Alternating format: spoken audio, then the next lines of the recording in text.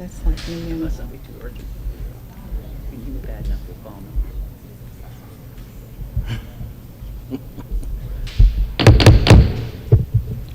Good evening. I'd like to call this regular meeting of the Bedford County School Board for October 13th, 2022 to order. Ms. Johnson, will you please take the roll? Mrs. Kirby? Here. Mr. Hill? Here. Mr. Daniels? Here. Mrs. Hairston? here. Mr. Holbrook? Here. Dr. Mealy? Here. Mr. Nelms? Here. Madam Chair, you have a quorum. Thank you, ma'am. Do I have a motion to approve the agenda? So moved. I have a motion by Mr. Hill. Do I have a second? Second. Second by Ms. Hairston. Any discussion? All those in favor signify by saying aye. Aye. Opposed? Motion carries. Do I have a motion to go into closed session? Madam Chair, I make a motion that we go into closed session pursuant to Code of Virginia 2.2-3711A138-1 to discuss the assignment, appointment, performance, discipline, and release of contract for specific school board employees, including the evaluation of the superintendent as provided in his contract of employment. 3, for discussion or consideration of the acquisition of real property for a public purpose or of the disposition of publicly held real property where discussion in an open meeting would adversely affect the bargaining position or negotiating strategy of the public body. 8, for consultation with legal counsel retained by the school board for advice on specific legal matters requiring the provision of legal advice by such counsel, including school board policy. I have a motion by Mr. Hill. Do I have a second? Second. Second by Mr. Holbrook. Any discussion? All those in favor signify by saying aye. Aye. We're in closed session.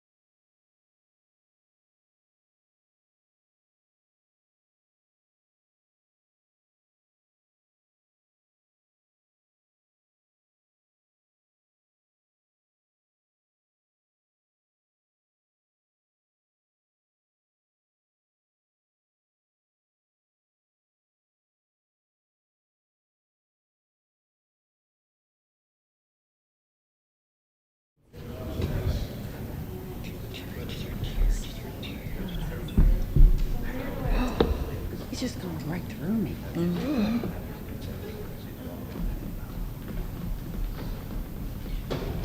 Okay. Oh, yes. We are out of closed session. Ms. Johnson, will you certify the closed meeting, please? Whereas Bedford County School Board has convened a closed meeting on this date pursuant to an affirmative recorded vote and in accordance with the provisions of, the Virginia Freedom of Information Act. And where Section 2.2-3712D of the Code of Virginia requires a certification by this school board that such closed meeting was conducted in conformity with Virginia law. Now therefore be it resolved that the Bedford County School Board hereby certifies that, to the best of each member's knowledge, only public business matters lawfully exempted from open meeting requirements by Virginia law were discussed in the closed meeting to which the certification applies, and only such public business matters as were identified in the motion convening the closed meeting were heard, discussed, or considered. Yes. Yes. Yes. Yes. Yes. Yes. Thank you. Okay, given there was nothing to take action on, we'll skip 2.03. Move right to staff reports, 3.01, CTE Workplace Development, Dr. Trosper and Mr. Haas.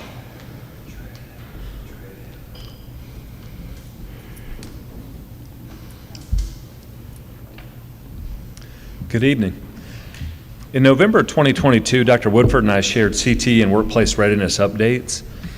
And during the presentation, we shared information about CTE career clusters, workplace readiness skills, CTE course offerings, and community partnerships.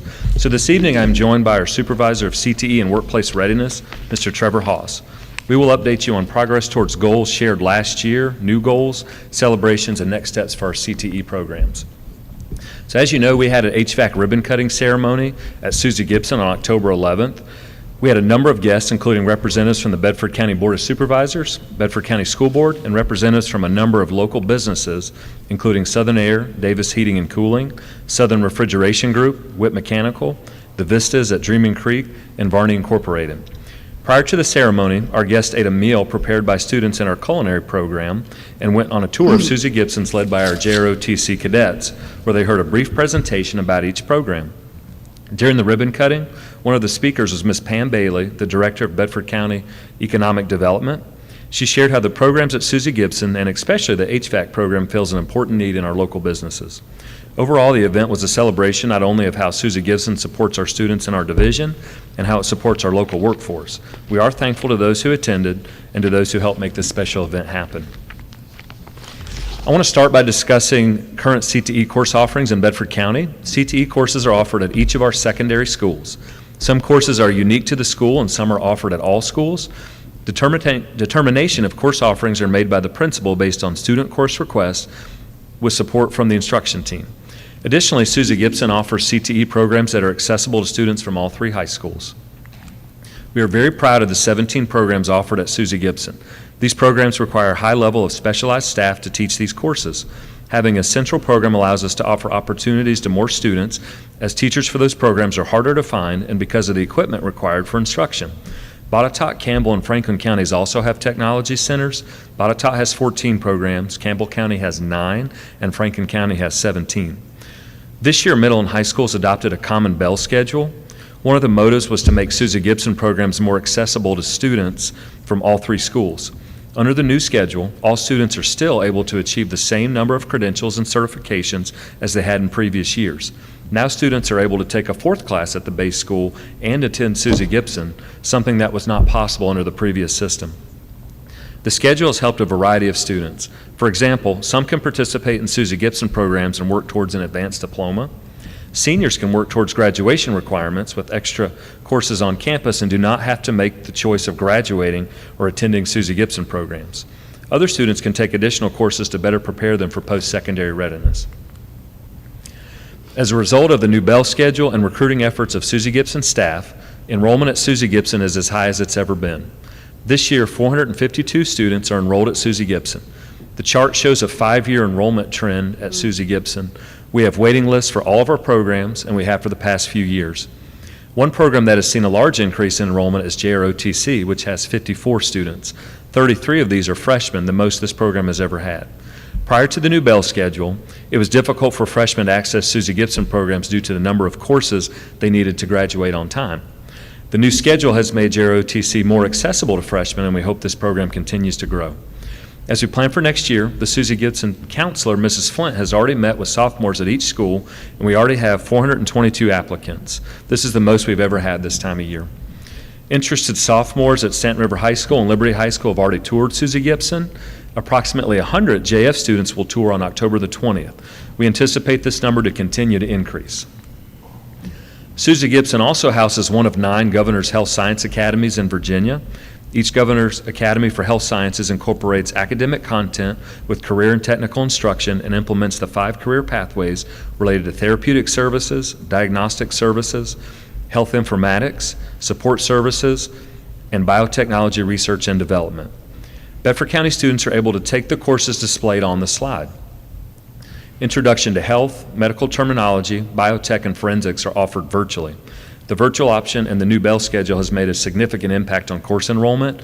This year, enrollment in the Governor's Health Sciences Academy has increased from 62 during the 21-22 school year to 272 this year. The largest enrollment increase has been students from JF. Each middle school offers introductory CTE courses to provide opportunities to engage students in hands-on and career and technical education opportunities prior to high school as they begin making their academic and career plans. Our high schools offer a variety of CTE courses. Course offerings are based on student interest and teacher certifications. There are a total of 42 CTE courses for students to choose from. JF has 16, Liberty High School has 28, and Stanton River has 34. Most of these courses offered are part of a career cluster, and the certified teacher in one of the core programs has room to offer other courses within their certification. So for example, an agriculture teacher could potentially offer vet science, some could offer horticulture.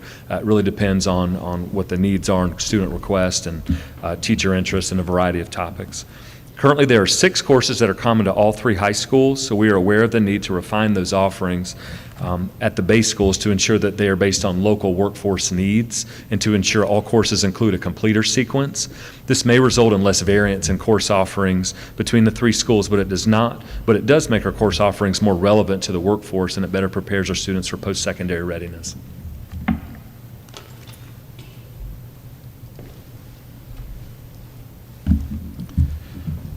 We collected information from surrounding school divisions to show how Bedford County compares with other CTE offerings and student achievement rates. As you will see, we have a lot to be proud of. We're excited to share that CTE programs in Bedford County are leading other school divisions. By every measure, Bedford County students outperform students in other divisions, while we're also providing more CTE opportunities for our students, which better prepares them for post-secondary readiness. The following slides will draw comparisons between surrounding school divisions in Bedford County. These include Amherst, Appomattox, Botetourt, Campbell, and Franklin County, as well as Lynchburg City. You will see that Bedford County is number 1 when compared to surrounding local divisions. As we developed this data and saw that Bedford County was ahead of the surrounding districts, it prompted us to see how we compare to all 20 divisions in Region 5. We're excited to announce that Bedford County students place in the top 3 or 4 in each category. Each division in front of Bedford County has more students. The data I'm about to share comes from the school quality profiles from the VDOE website. A completer is defined as a student who has met the requirements for a CTE concentration and all requirements for high school graduation. As you can see by this chart, Bedford County has more completers than all of our surrounding neighbors. Examples of Bedford County completer sequences include Construction 1 and 2, Engineering Exploration and Engineering Analysis, and Marketing and Advanced Marketing. By being completers, students fulfill the VDOE sequential elective requirement for graduation. When our students become completers, it helps prepare them for post-secondary readiness by showing a commitment to the field of study that they're passionate about, and it opens the door to obtaining credentials which separate them from their peers. For colleges, a completer separates a Bedford County graduate from other prospective students because it shows expertise and dedication to a field at an early age. College admissions will ask students to list their preferred pathway, and being able to show that students are already completers in a specific pathway will give them a competitive edge over others applying, and it gives them meaningful experience in a field they want to explore. This chart shows that Bedford County students earned more credentials than all of our surrounding neighbors. A credential is a state-issued professional license required for entry into a specific occupation determined by Virginia licensure agencies. A few examples of credentials students can earn through Bedford County CTE classes are I-CAR with auto body, NCCT core through construction, and the cosmetology licensure exam through cosmetology. Credentials that align with career students are interested in pursuing after high school helps prepare for post-secondary readiness by showing employers that they've earned industry-recognized credentials and that they've mastered the skills necessary to start working immediately after graduation. Similar to completers, having a credential distinguishes students from their peers as they apply for college. Many Bedford County students also have taken advantage of the opportunity to earn one or more credentials through their CTE programs. This chart shows that Bedford County students have further separated themselves from surrounding divisions when it comes to going above and beyond on credential earning. Virginia Workplace Readiness Skills are a set of personal qualities, people skills, and professional abilities identified by Virginia employers and educators as essential for employee success in the workplace. Developed and updated over the past 20 years to adapt to changing workplace trends and needs, these skills are incorporated into the curriculum of every state CTE course. They not only give students of diverse backgrounds the opportunity to develop the personal resources they need to get and keep good jobs, but they also help employers by providing them with entry-level workers who are well prepared to deal with a variety of workplace challenges. In addition to supporting both students and employer needs, Virginia's workplace readiness skills also benefit industries, regions, and the state as a whole. The Workplace Readiness Exam counts as an industry credential, and as you can see, Bedford County students are passing the Workplace Readiness Test at a higher rate than surrounding school divisions.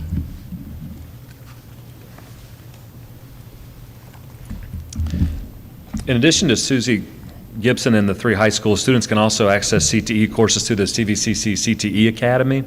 We partner with them to help students participate in programs that are not available through Bedford County CTE options. At the September board meeting, there was a discussion of funding scholarships for students attending the CTE Academy. Currently, we pay for textbooks, but we do not provide scholarships. As a follow-up from last meeting, we have researched other school divisions that access the CTE Academy. Each division that funds scholarships in their annual budget only offers scholarships to seniors. Keep in mind that while divisions may set aside money in the budget, not all seats are necessarily filled due to enrollment limitations at the CTE Academy. So for comparison, Amherst funds 25 to 28 scholarships a year, Appomattox funds 10, Campbell funds 100 scholarships, Lynchburg City funds 20, and they divide it 10 for each of their high schools. Each division utilizes an application process with a rubric to select scholarship recipients. This process is similar to how Governor School students are selected, for example. The divisions that offer scholarships do have fewer program offerings at their tech center than Bedford County, if they even have a tech center, which is one explanation for why they can fund some scholarships. In Bedford County, local and Perkins funds have been used for salaries, equipment, and other costs associated with running our own programs, particularly at Susie Gibson. I would also like the board to consider when determining if you want to offer scholarships that funding dedicated to scholarships could potentially take away from resources dedicated to our own CTE programs. Another point of information to consider is that we have a memorandum of understanding with CVCC and the University of Lynchburg where they offer reduced tuition to our students. We fund 75% of tuition costs, and we pay for textbooks for dual enrollment courses at high schools. Currently, there are 9 dual enrollment courses offerings at our high schools. They are College English Composition 1 and 2, English Literature 1 and 2, Pre-Calculus 1 and 2, Chemistry, Calculus, and Biology. At Susie Gibson, we have 5 dual enrollment programs. These include Culinary 1 and 2, Early Childhood Education, Medical Terminology, and Teachers for Tomorrow. Students who qualify for free and reduced lunch pay, reduced tuition, or they do not pay tuition at all, depending on their status. Since the last CTE update, we've developed a strategic framework. Goal number 4 says that Bedford County Public Schools will develop mutually supportive partnerships with families and community organizations to enhance student well-being and broaden opportunities for workforce development. The framework says that Bedford County Schools recognizes the important role that families and community partners play in building better futures for students. Input from surveys indicated a need for a focus on improved communication and engagement with families and providing equal opportunities to students in all 3 school zones. In developing this goal, the team evaluated Virginia's current 21 workplace readiness skills to ensure that they are up to date and align with the needs of local employers. The data showed the importance of developing learning pathways to incorporate workplace skills, on-the-job training through high school internship opportunities. By combining student interests with workforce needs, Bedford County Schools can offer opportunities for students as soon as they graduate. Since Mr. Haas has been in his position, and since developing the strategic framework, we have developed additional goals and next steps for our CTE programs. While we have much to celebrate, there are still some areas we have identified that can be improved. First, we want to improve our credential offerings at our high schools. Most credentials offered are at Susie Gibson, and we certainly see room for improvement at our high schools. This will further increase our students' ability to contribute to the local workforce and to give them a competitive edge over their peers who compete for college admission or when seeking employment. Second, we want to explore offering more dual enrollment CTE course offerings through our Bedford County programs. Third, offer relevant courses to students. At a recent program of studies meeting with our secondary principals, we shared the expectation that CTE course offerings would align with the community workforce needs based on local market data. I will be updating the board with specific course offerings when I discuss the program of studies at the November board meeting. And finally, we want to expand partnerships locally and in our region. Last year, Dr. Woodford shared about business partnerships with Susie Gibson. Since the beginning of the school year, we have added 6 new partners. Some examples are Jamerson Lewis Construction, Clayton Homes, and Ray's Auto Body, for example. These partners provide internships and meet with our students as we work together to fill local employment needs. We continue to seek new partners. Currently, Mr. Haas serves on the Workforce Foundation Committee that is working on building internship and work-based learning opportunities for our students. Recently, he was invited to join the Bedford Area Resource Center Action Group, which focuses on employment and training barriers in Bedford County. Finally, Mr. Haas has started a local CTE advisory committee consisting of individuals from Susie Gibson, CVCC, the Bedford Center of Economic Development, and local businesses. Their first meeting will be at the end of the month. So at this time, I'll be happy to answer any questions from the board. Any questions? I do have one. Okay, Ms. Harrison? Thank you, Dr. Trosper. In regards to expanding the partnership, and first of all, let me just say this is a very good report. Thank you all for all the Thank good you. information you've given. You certainly have enlightened me. Now, in regards to expanding the partnerships, which I think is so very key as well. Sure. What are some areas that Pacifics that you guys are exploring or thinking about? Yeah.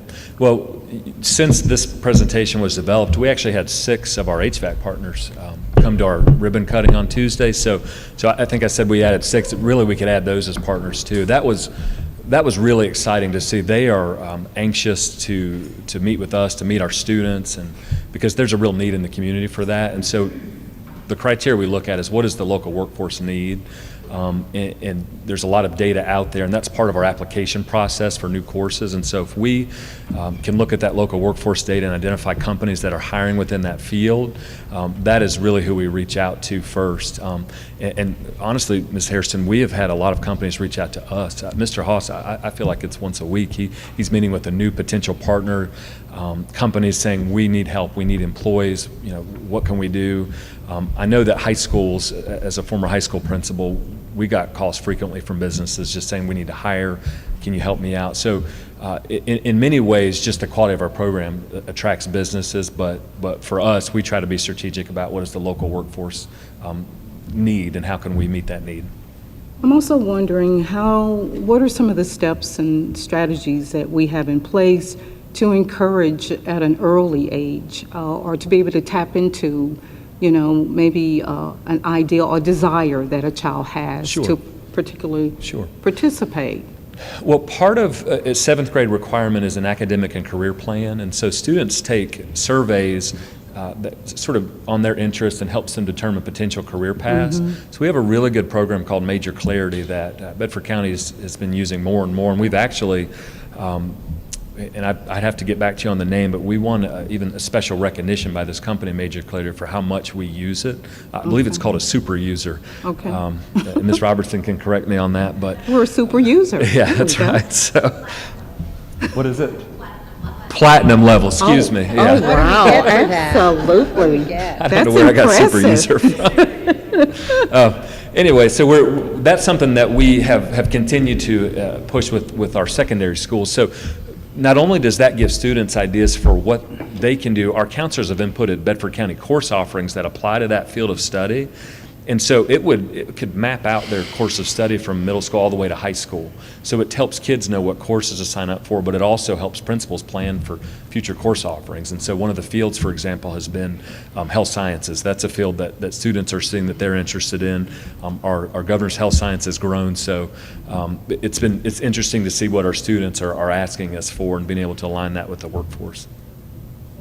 I do look forward to further discussion as we get into our budget planning and all, to maybe explore opportunities where we could maybe give grants or scholarships to help some of these students Sure. who are in need. Yeah, Okay.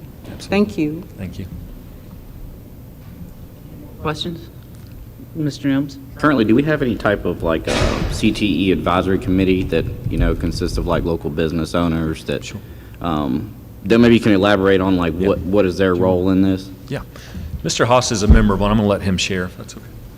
So part of the CT advisory committee that we're starting, that's going to be at the end of October, we're starting out small, and we've got the director of economic development there who's going to help guide us on the businesses that need to be at the table for the local workforce. So we're going to start small, but that's going to branch out, and we're going to bring in more and more businesses to that discussion. Sounds good. Mr. Daniels? Thank you, Mr. Haas and Dr. Trosper. It was great being here a couple days ago for the ribbon cutting and getting the tour and getting to see all the teachers and the kids. Everyone was definitely super excited. 452. Now, that's almost double from last year. So that's a great victory, and I think we've all heard from around the community that they want to see enrollment up, and you guys are delivering on that, so thank you. We talked about, you had mentioned the waiting list. What are the issues that are causing the waiting list? I know when we talk to in the CNA program, when they're out in the field, she can only observe 10 at a time. There might be some OSHA regulations that we have. Is that the main holdup? Is that what's keeping the waiting list there, or is it? It depends on the program. There are limitations from OSHA, how many kids can be in class. So there's not a lot of room for growth in those programs, but the exciting part is more kids are interested. We can really look at qualified individuals. Now, the programs that won't necessarily be held back is the Governor's Health Science Academy, JROTC, so that's where we anticipate seeing a lot of growth over the next few years. Is there anything you want to add to that? Any other programs that are not limited by the waiting list? It's mostly medical classes. It's a lot. Really, safety issues is what keeps those class limits. And I'm definitely very interested to see what kind of offerings you think that we could have. I know I've had conversations with Dr. Bergen on some of the things, so very interested to hear what the community wants, what the students want, and what you guys think we can pull off. So that would be great. And then I guess final point is I'm really excited that we have something for 7th and 8th graders, because I have been saying, I was like, hey, we really need to get kids earlier on, and you guys are already doing it, so that's perfect. So, thank you. One thing I will add is we have set up, Mr. Haas specifically has set up opportunities where every elementary school is having a career day, and our Susie Gibson teachers are going to elementary schools to talk to kids, and so it's not so much, a lot of kids want to be a firefighter. That's great, but let's talk about how do you get there? What steps do you take to be that? And so we're trying to get to them early, even before middle school. That's great. And they said in the nursing program, our students have not even graduated yet, and they already all have jobs lined up. So that's tremendous. And then in the construction department, he was bragging on his students and how well they were doing, and he just oozed enthusiasm, and it was really great to see. It's hard not to have a smile on your face in that class, unless you drop something on your foot. Maybe that's the only other time, but it was great. Thank you, guys. Thanks. Okay, I'm going to bring up the tail end. With the JROTC, I know at one point in time there was problems with the enrollment and the possibility of the program dying out. How has that enrollment improved? Yeah. So what we did was we opened up opportunities for freshmen to attend, and so part of this new Bell schedule allowed students to take 4 classes instead of 3 at the base school. When you're a freshman, you really need to get a lot of those credits done early, and it's hard to graduate on time if you can only take 3 credits that first year. So by giving them that extra opportunity, we've got 33. We've added 33 freshmen this year. The other thing that's been helpful is we have a PE teacher that comes and works with the JROTC instructors, and so they can get their PE credit, meeting their PE competencies, working with that instructor, and then that PE teacher gives them their health instruction. So that is a program we think will continue to grow even more so. And so I think we're the opposite at this point in terms of, I don't think that's a concern about shutting it down anymore, and we're very proud to say it's continuing to grow because we can add that extra set of freshmen. Well, that's great news. I'm really glad to hear that one. As far as our class offerings, and I'm going back old school, but I also know that there is a demand for these, masonry and welding. Sure. Is that potential to come in on the horizon, or? We had welding at Liberty High School last year, and then the teacher unfortunately left, and so the challenge with that is just finding qualified individuals to teach it. So it's still in our program of studies. We would love to do that. It's just a matter of finding somebody who could do that. Has there been any discussion of masonry? I'm not familiar with that, but welding, we certainly would love to if we could find staff. Because I can remember sitting in Region 2000 meetings several years ago, and they said if they could have masons and welders, they have more than 2,000 jobs available right there, Johnny, on the spot. Okay. So that's something that could potentially be a good career path. And the forensics technology, do we have a good enrollment with that? We do. It doubled from last year to this year, a little more than double. Had about 10 students last year, and we're sitting at 24 in forensics this year. I'm just curious for my own education purposes here. What career path can you go on with that? Because usually as a deputy or an officer, they like for you to have at least an undergraduate program. So how can this advance you in that career field without your undergraduate program, without your undergraduate degree? That's what a lot of students take if they're interested in criminal justice, is the forensics piece, and it allows them to explore that field. That's one that does not currently have a credential, which it may be beneficial to look at exploring a credential for forensics to help them go on that path towards the 4-year degree. So right now, it's mainly students exploring that field. And so it's kind of a stepping stone to go to the post-secondary education? Yes, ma'am. Okay, thank you very much. Those are my questions. Any more? Thank you both very much. Thanks. Appreciate it. Thank you.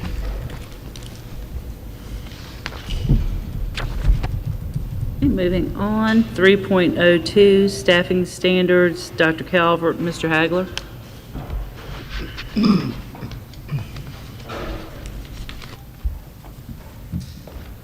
Good evening.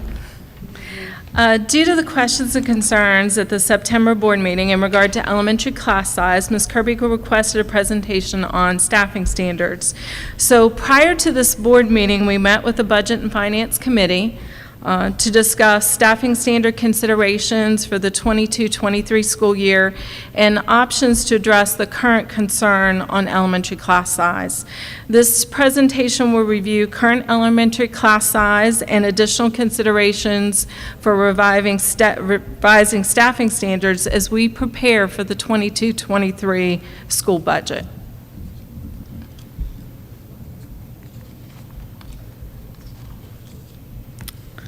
So before we get started, I think it's important to review our current staffing standard and the Virginia SOQ as a point of reference.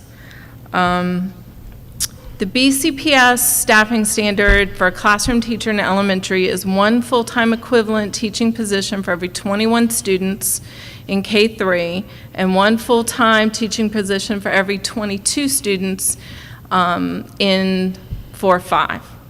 The Virginia SOQ has and these are averages, says that 24-to-1 with no class larger than 29 in kindergarten, 24 as an average in 1-3 with no class larger than 30, and 25 in 4-6 with no class larger than 35.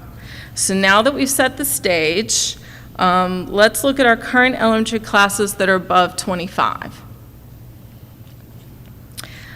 Big Island Elementary School has a class of 26 and a class of 30. There is one instructional aide that is assigned. This instructional aide mainly goes to 4th grade, goes to 3rd grade when 4th grade is in resource. It is important to state that this school made an administrative decision to use one teaching position as a reading specialist through Title I funds, giving Big Island Elementary School 2 reading specialists. Otter River Elementary School has one class of 27. There are 2 instructional aides that split coverage to this 1st grade class, and it is covered all day. New London Academy has 2 classes of 26, and there are no instructional aides assigned. Manita Elementary School has 1 class of 26, and there is 1 aide assigned for most of the day, but not all of the day. There was an administrative decision to use Title I funds in this school to have an extra instructional coach in lieu of an additional teacher. Stewartsville Elementary School has a class of 27 and 28. There is 1 instructional aide that splits coverage between the 2 classes. And Title I funds in this school have been used for an instructional coach and a reading specialist. The proposal, the recommendation from the Budget and Finance Committee meeting were to use available funds from the current budget to add instructional aides to supplement for this year only, putting aides in place where aides were not currently in place. It is important to know that not all current positions posted for aides have been filled at this time.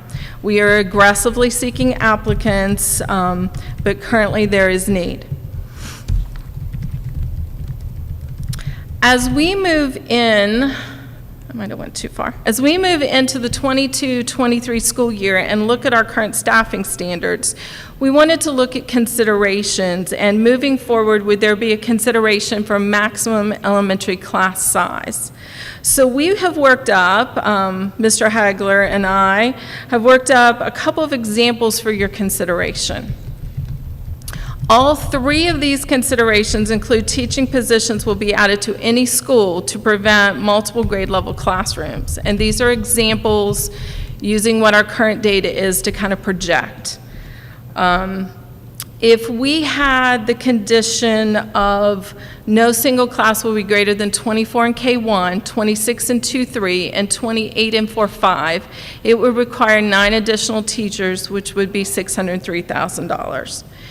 If we had scenario number 2 with no single elementary class would be greater than 25 in K5, it would be 12 additional teachers would be needed at $804,000. And our last example is if we had no class would be greater than 29 in K5 and that all classes greater than 25 would get an aide assigned to K5, it would be 1 teacher and 13 paraprofessionals at $502,500. It is important to say that the majority of these teaching positions would go to small schools, such as Manita, Big Island, Huddleston, and Otter River. These schools, because they are small, have fewer options for spreading out their staff.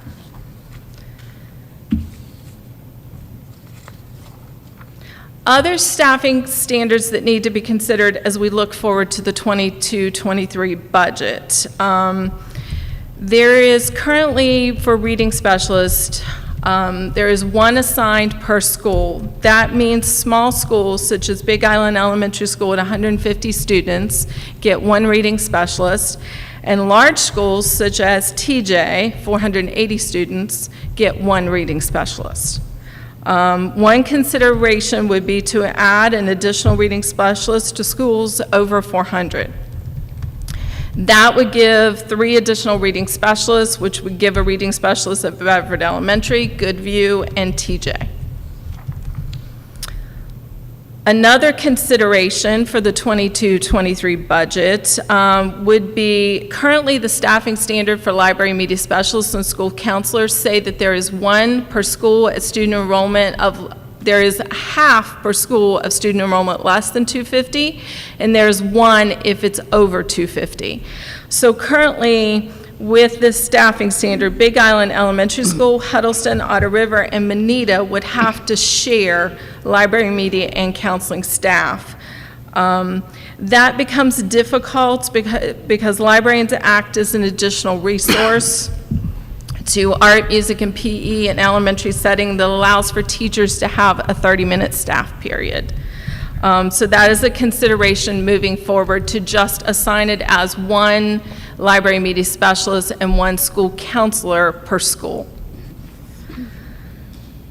Another staffing consideration for 22-23 would be athletic trainer. As sports have been added, we have not increased the number of athletic trainers serving our schools.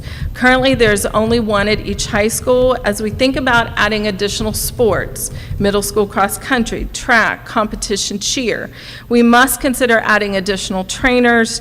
Trainers are currently serving multiple locations and in multiple sports, especially in the spring.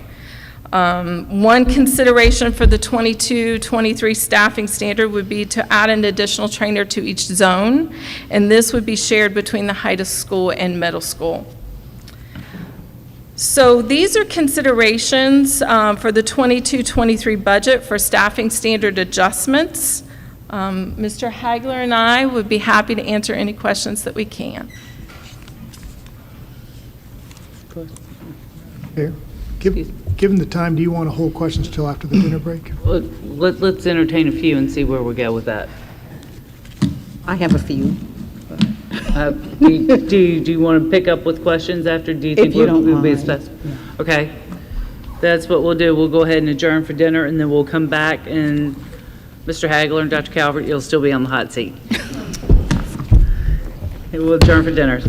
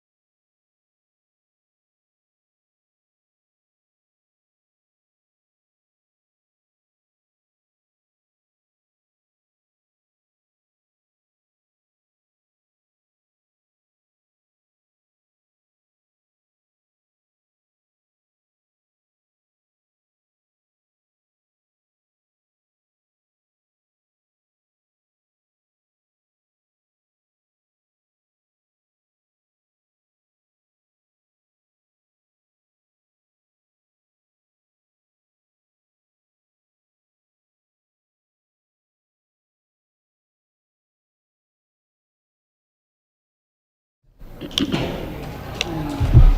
that was a favor to my friend, I know. and it was paid. Good evening again. Would like to reconvene this regular meeting of the Bedford County School Board for October 13th, 2022. If you would, please join me for the pledge. I pledge allegiance to the flag of the United States of America and to the republic for which it stands, one nation, under God, indivisible, with liberty and justice for all. Thank you. We're going to move on to recognition of students and staff. It has you listed, Dr. Bergen. Yes, ma'am.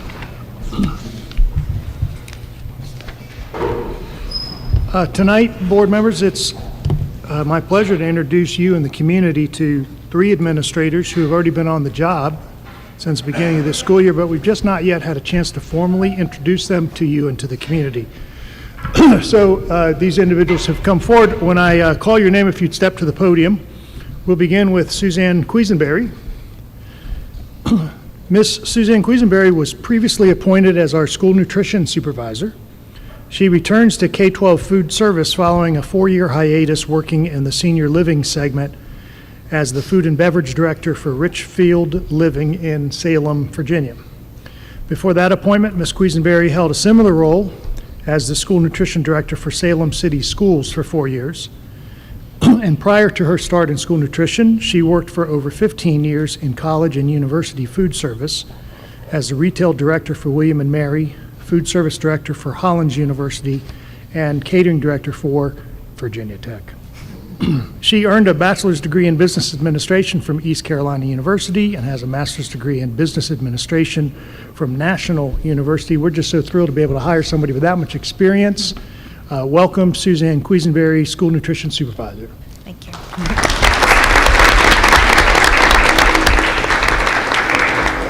Next, we have Mrs. Kelly Thomas. Kelly was previously appointed by the board to serve in the role of supervisor of health services. Mrs. Thomas has also diverse experiences. Hers are in professional nursing, school nursing, and nursing leadership. She has served as a medical officer in the United States Air Force, a certified nurse assistant instructor, and a home health nurse provider. For the past 16 years, Mrs. Thomas served in Loudoun County Public Schools as a school nurse, a resource nurse, a specialist, and as acting supervisor of student health services for Loudoun. She earned her bachelor's degree in nursing from the State University of New York Polytechnic Institute in Utica, and she is scheduled to complete this December a master's degree in nursing education from Western Governors University. Again, we're just so thrilled to have somebody with that much experience leading our health services. Welcome, Mrs. Kelly Thomas.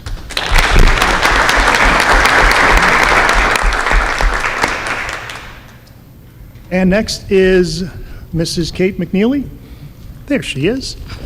Kate was previously appointed by this board to serve as the principal of the Alternative Education Center. Mrs. McNeely earned her bachelor's degree from Vanderbilt University in secondary education and English. For her first teaching assignment, Mrs. McNeely chose to live and work in a village in Alaska that had a K-12 school of about 80 students living in the village. Was it 80 students or 80 villagers? 80 villagers. 80 villagers living in. After that adventure, she taught middle school English and social studies in 3 different school divisions, including Charleston, South Carolina, as well as here in Virginia and Charlottesville and Chesapeake. She earned her master's degree in administration and supervision from the University of Virginia. She's been with Bedford County since 2019, and as a Liberty High School graduate, is delighted with this opportunity to serve her community and the students here at the Alternative Education Center. We're so glad to have you. Congratulations and welcome, Mrs. Kate McNeely.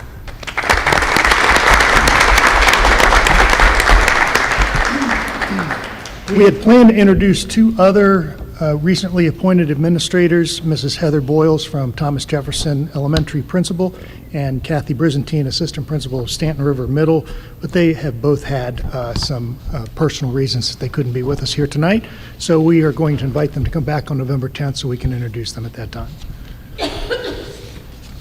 Thank you very much.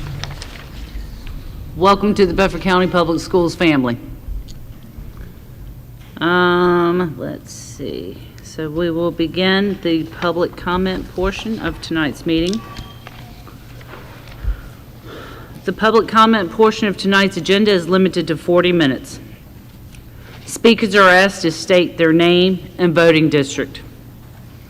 The board is here to listen to your comments, but will not engage or respond to speakers during this 40-minute period.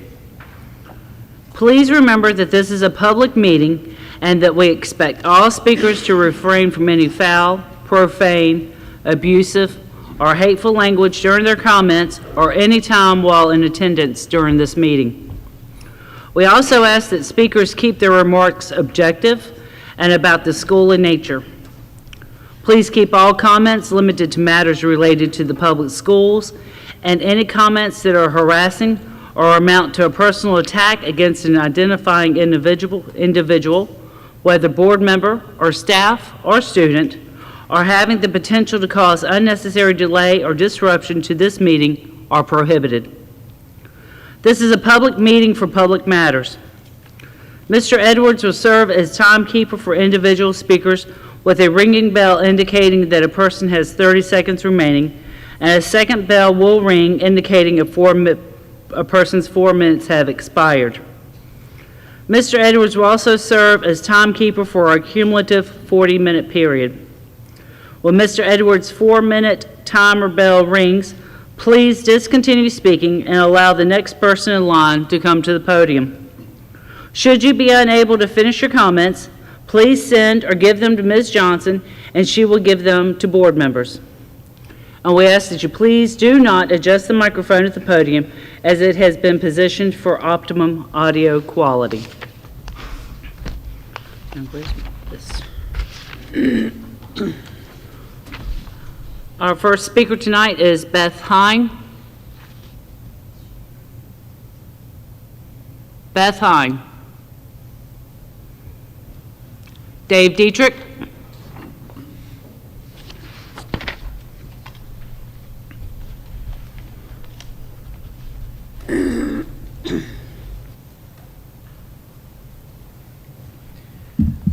I'm Dave Dietrich of the 4th. Ladies and gentlemen, during the school board meeting in September, 2 books were donated to the Bedford County school system. These books were White Fragility by Robin DiAngelo and How to Be an Anti-Racist by Ibram X. Kendi. What follows is not an endorsement of those books, but commentary. It is critical that everyone understand what these authors have to say. Every adult citizen, including parents, school board members, teachers, administrators, and even elected officials, should take time to read these books. It is also wise to reflect upon how these books might be influencing others associated with education in Bedford County, including students. These books speak volumes at how some citizens might see the current state of education and race relations in our country, Commonwealth, and nation today. For those who may not be familiar with these books, here is a kind of CliffsNotes version summary of them. Both of these books advance critical race theory, or CRT. Based on what the authors have written, neither academic success nor failure are dependent upon levels of individual intelligence, talent, hard work, and perseverance, irrespective of gender or race. Rather, academic success or failure is always a result of individual and systemic racism. Put another way, one has succeeded because another has not been allowed to succeed. One has been held back because another has been allowed to succeed. For some, only equality of outcome or equity can redress that perceived injustice, not equality of opportunity, a bedrock of American liberty. Arguably, neither author seems to offer sufficient empirical evidence for their claims and assumptions. Neither do they seem to give a satisfactory explanation for the terms they employ. Neither do they seem to offer dispassionate critical thinking in lieu of cherry-picking facts. Neither do they seem to acknowledge uncertainty or limits of knowledge. Most of all, neither do they seem to consider scientifically based falsification. If the central thesis were correct, then we should expect to observe only European Americans succeeding and influencing others in life. All others would have been prevented from doing so, yet that is clearly not the case. The lives of Benjamin Banneker, Thomas Sowell, Bob Woodson, Ben Carson, the late Walter Williams, Martin Luther King, Frederick Douglass, and many other great Americans are convincing proof of CRT's falsity. Still, some persist in classifying people by an accident of birth, by race, rather than by consideration of individual virtuous character, producing an exemplary life that has illuminated past, regardless of skin color. Thank you. Thank you, Mr. Dietrich. Cindy Younghouse. Cindy Younghouse. Janet Husall.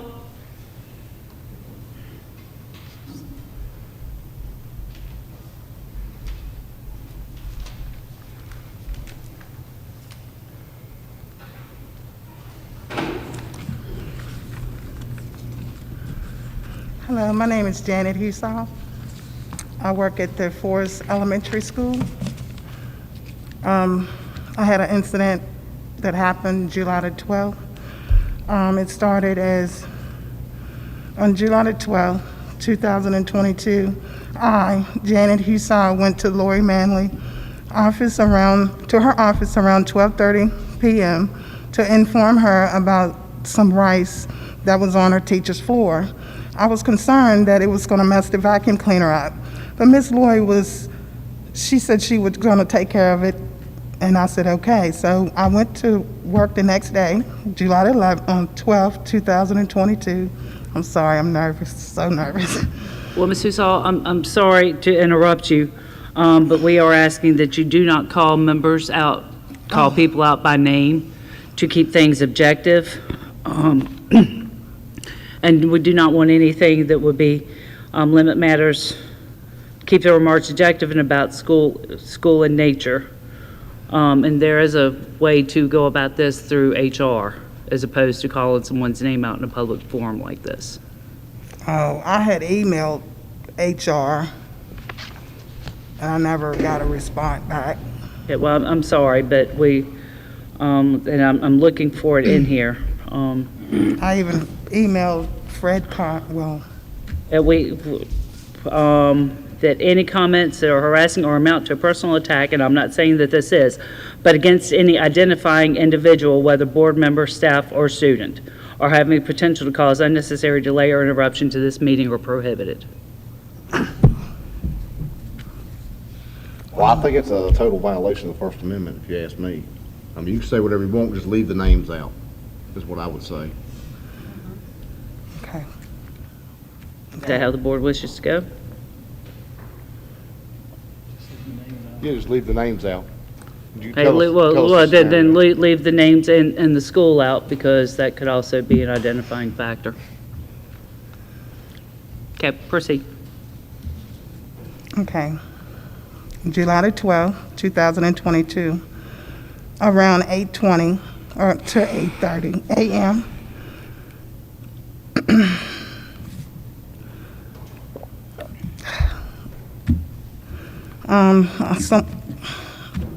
Someone approached me in front of the office when it was in front of staff and kids.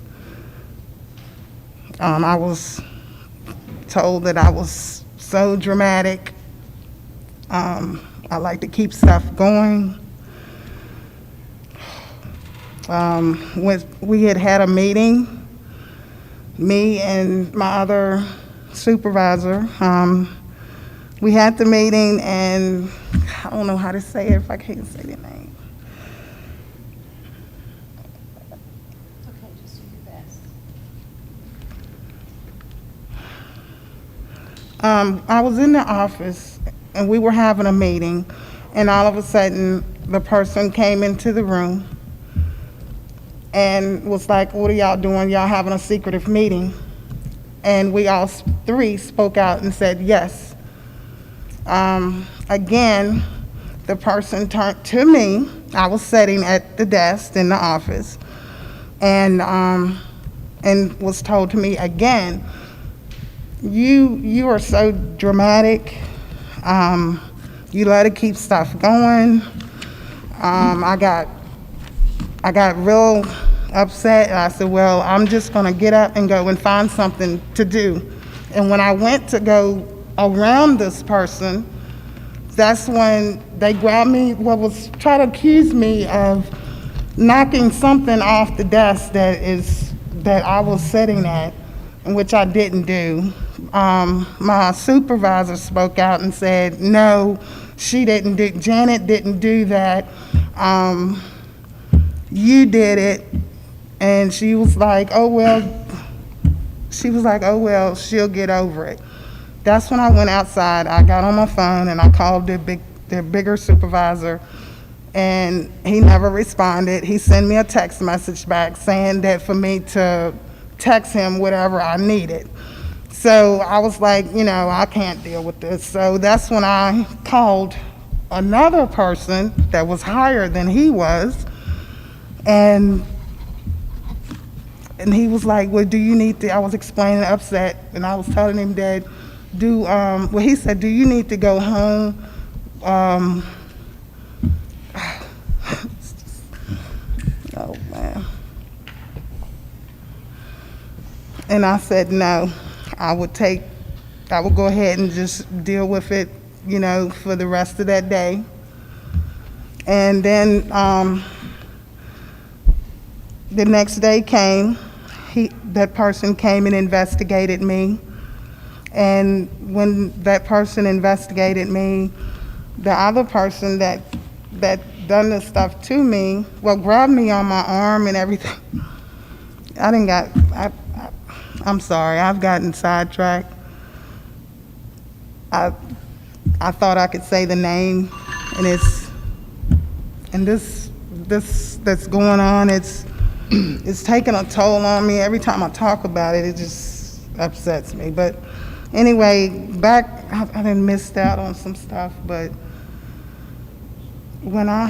before I went out of the room to call this person, that's when this person had grabbed me on my arm and tried to pull me back into the office. This just...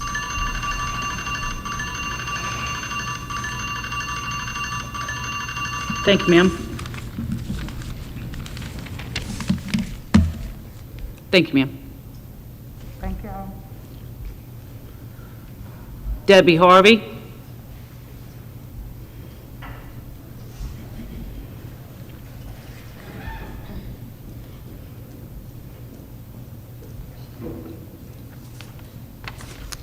Hello, my name is Debbie Harvey, and I'm in District 3. On August 8th, history and social study teachers in Bedford County Public Schools received a notice from the central office that you would once again be subscribing to Newsella and that it is available for classroom use. Newsella is a content platform that takes articles published in outlets such as the Washington Post and the Guardian and rewrites them to fit 5 different reading levels. After hearing concerns about Newsella, I did some research. And even media bias factcheck.com, which has been accused of favoring the left, they said of Newsella, in reviewing their content partners, all align with least biased, left, center, or left. We could not find one instance of a right-leaning source. A student review from an 18-year-old student on Common Sense Media said, I am a student and I use this platform quite often at school. There are some reasons, these are some reasons, he was referring to other reviews of Newsella, why you should not consider trying Newsella. It leans far, far left. Keep in mind, I am really liberal myself, he said. You will have a hard time finding an unbiased article even on the lightest and most laid-back subjects. While recording undercover, Accuracy in Media spoke to administrators in states in which CRT and SCL and the 1619 Project are banned in the public schools. While speaking of these banned concepts, an instructional coach was asked by the interviewer, can you use other sources that have the same concepts but don't use the same names? She answered, we do. We have access to the company and it's called Newsella. In a different state, while being recorded undercover, school officials said that they are using Newsela, which has partnered with the 1619 Project for the purpose of teaching this ideology. One school official said that it was one of their main go-tos. A director of teaching and learning acknowledged that Newsela was a way school districts could bring in elements that opponents would identify as critical race theory into the schools. In a different school system, a school official said that they are looking at Newsela and how they can bring some of that banned curriculum into the schools. From the Newsela website itself, it says 4 ways, for the teachers, 4 ways to integrate culturally responsive teaching into the ELA classroom. In January 2021, Newsela had a website headline that said, Anti-Bias, Anti-Racism Lessons in the Newsela SEL Collection, and the article that was highlighted was entitled, Power Protest, Youth and Social Justice. In a book authored by Mary Graber, she states, the 1619 imprint is being marketed in educational products. Newsela is distributing the 1619 Project's essays, including one that reads, in order to understand the brutality of American capitalism, you have to start on the plantation. The National Association of Scholars said in an online article, when Newsela chooses articles with an ideological flavor, that flavor is distinctively progressive. I know that some teachers use Newsela as a valuable resource, but I'm asking for Bedford County Public Schools to look for a non-biased and pro-American alternative. Lastly, I just wanted to say there has been a lot of talk of loyalty in these meetings or in past meetings. Loyalty can be good, loyalty can be bad. It depends on where you place your loyalty. I want to thank Chris Daniels for your loyalty. You have proven that your loyalty is to your principal, your loyalty is to what is right, your loyalty is to what is good, your loyalty is to what is best for the children and for what is best in producing quality education. Your loyalty to these things and principles, even if it puts you at odds with childhood friends or those in your work circles. Your loyalty is not to bureaucracy or elitist circles. I heard you once in conversation say that you are dedicated to doing what is best for the children in Bedford County and not yourself, and that is why you sought this seat. The school board seat is one of great influence over the most precious and innocent among us, the children. We need Mr. Daniels on the school board to continue with his correctly placed loyalty in these principles. Thank you. Thank you, Ms. Harvey. Wendy Dunmeyer.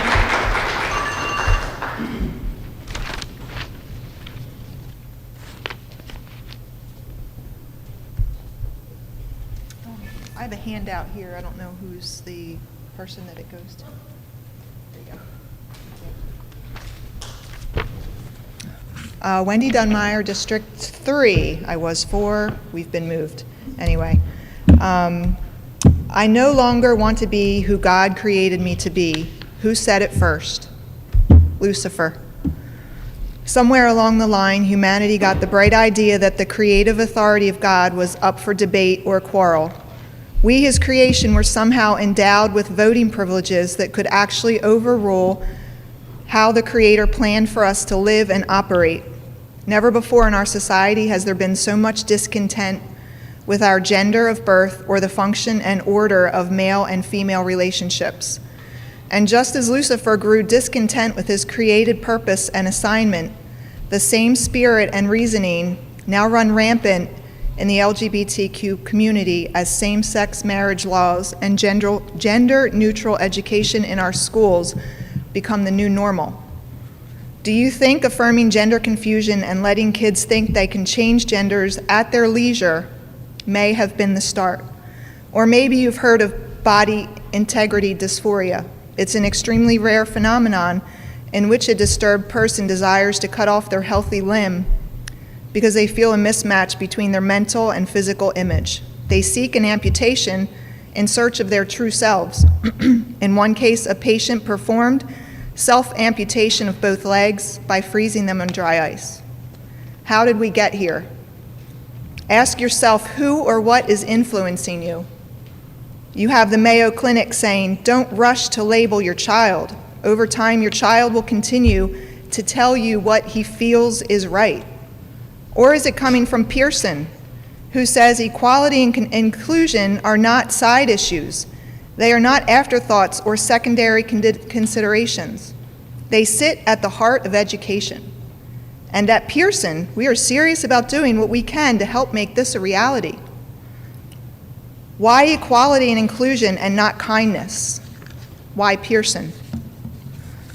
Look at California, who recently overhauled its sex education guidance for public school teachers and now encourages them to talk about gender identity with kindergartners and give advice to LGBT teenagers for navigating relationships and having safe sex. Pearson has curriculum being created around this very small number of confused kids, 0.003%. Teachers are getting trained on how to affirm them, and they are being told to keep it confidential. Not sure that this is happening in Bedford County, but I'm letting you know. In a neighboring county, this is per a teacher that lives in Bedford and teaches outside the county. You can't even give a child, that was about the confidentiality, but I know for a fact that you can't even get a child an aspirin without a parental permission slip. Yet you're telling teachers to not involve the parents when these kids are clearly confused and need help. Several years ago, a parent called the police after her daughter walked into a locker room at a college and observed a naked man using the sauna. According to the police report, the transgendered man in question, a 45-year-old state college student, leaving his name out, was sitting with her legs open and her male genitalia showing. A college spokesman said they must follow a non-discrimination policy with the state. So what about charging the man with indecent exposure? I mean, when I was a kid, that's what would have happened. Why are we bending science so far in the opposite direction that we don't even recognize plain old-fashioned common sense? Family life curriculum needs an overhaul. Advocates Protecting Children has a great video on YouTube, and I'm encouraging you guys to check it out. It goes into great detail about all of the organizations that are funding the destruction of America's youth. It's called Caught in the Transgender Industry's Web. Check it out. I have a handout here, and we'll make sure it gets around to you guys. Thank you, Ms. Dunmeyer. Dawn Roberts. Dawn Roberts.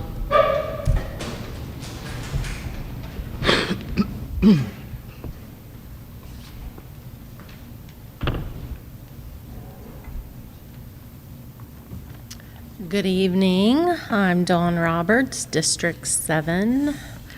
I was asked to read this tonight by someone else. So this is their words, not mine. As a baptized, born-again, church every Sunday, Bible study attending, group leading Christian, I don't understand the push for a Christian-led public school. If I wanted the school system to also teach my child my beliefs, I'd utilize the option to send them to private school. It's a great option and one that I'm glad parents have. I think every family has to decide what is best for their kids. Personally, I believe it is my job, not Bedford County Public Schools' job, to teach my daughters about Jesus. I don't need the public school system teaching my kids about Jesus. I need them teaching them physics. Again, every parent needs to decide what is best for their child. Unfortunately, the current school board race seems determined to implement a school board whose policy is Christianity-focused, completely eliminating the option to have students attend a school that is solely education-based. I don't want the religious majority dictating my child's education, and I am the religious majority. While we may be in the religious majority today, that is not guaranteed, especially at the current numbers of people who are fleeing Christianity. And while I think it's short-sighted that people don't consider that maybe one day Christianity won't be the majority, I also think that people are short-sighted in not thinking through the differences even within Christianity itself. Say that Christians win and get to dictate education policy. Whose Christianity is represented in the schools? Catholics, Methodists, Jim Bob Duggars, those all vary wildly. Even if I could design a school that aligned only with what my individual specific church teaches, the congregation of the church itself interprets the Bible in different ways. Do you agree with the person sitting to your left at church on every single issue? I don't. And that includes the days that my own husband sits to my left. I would even dare to say that if you have a pastor you've never disagreed with, you aren't thinking critically. Even as a devout Christian, I don't believe that any religion should form school policy, even my own. To those of you who want the public school policy to be dictated by popular religious belief, are you not concerned about a day when Christianity is no longer the majority?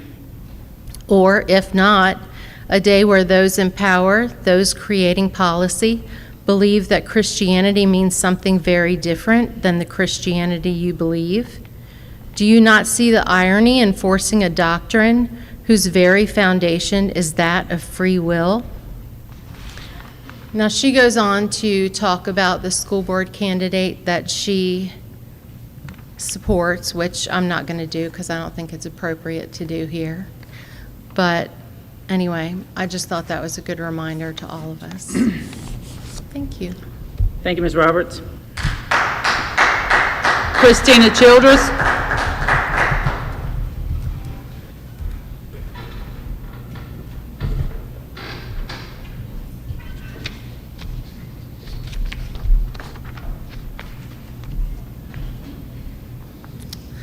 Hello. I offer comments tonight not as a representative of any organization, just my own comments that have been on my heart. Tonight I speak as a mother, an aunt, a community member, a Sunday school teacher, a BCPS faculty member, and a mother of a BCPS student, and a chicken farmer, if you need me. I know there are several policies up for review tonight, most of which are rather benign, but there are always one or two where emotions and passions can flare. Based on last summer's incredibly contentious board meeting where a similar policy was up for debate, my best guess is that proposed policy JOC has the potential to prompt such a reaction tonight and in the coming weeks before it's voted on. Tonight, I just want to urge you to be very vigilant and aware of your words when you discuss policy JOC. As with everything, we as parents know all too well, little ears are always listening. The way we speak about the population of students that this policy is meant to protect can and will have a very real impact on them. Even using the word them feels a little othering and can cause a dangerous disconnect, whether intentional or not. So for now, I simply want to refer to transgender and all students who identify as a sexual identity spectrum minority as our students. With this in mind, I present the following statistics from various peer-reviewed studies and national surveys compiled by the Trevor Project. I've changed the pronouns to be more personal, and I just ask you consider your words tonight as you discuss our students. First of all, suicide is, quote, the second leading cause of death among our students. Our LGBTQ students are more than 4 times as likely to attempt suicide than their peers. According to a 2020 study in the Journal of Adolescent Health, our transgender and non-binary students are 2 to 2.5 times as likely to consider and attempt suicide when compared to our cisgender students. Among our LGBTQ students, statistically, only 1/3 experience parental acceptance, and an additional 1/3 experience complete parental rejection. Our LGBTQ students who report physical harm or rejection from their parents are, quote, 12 times at greater odds of attempting suicide. Sorry.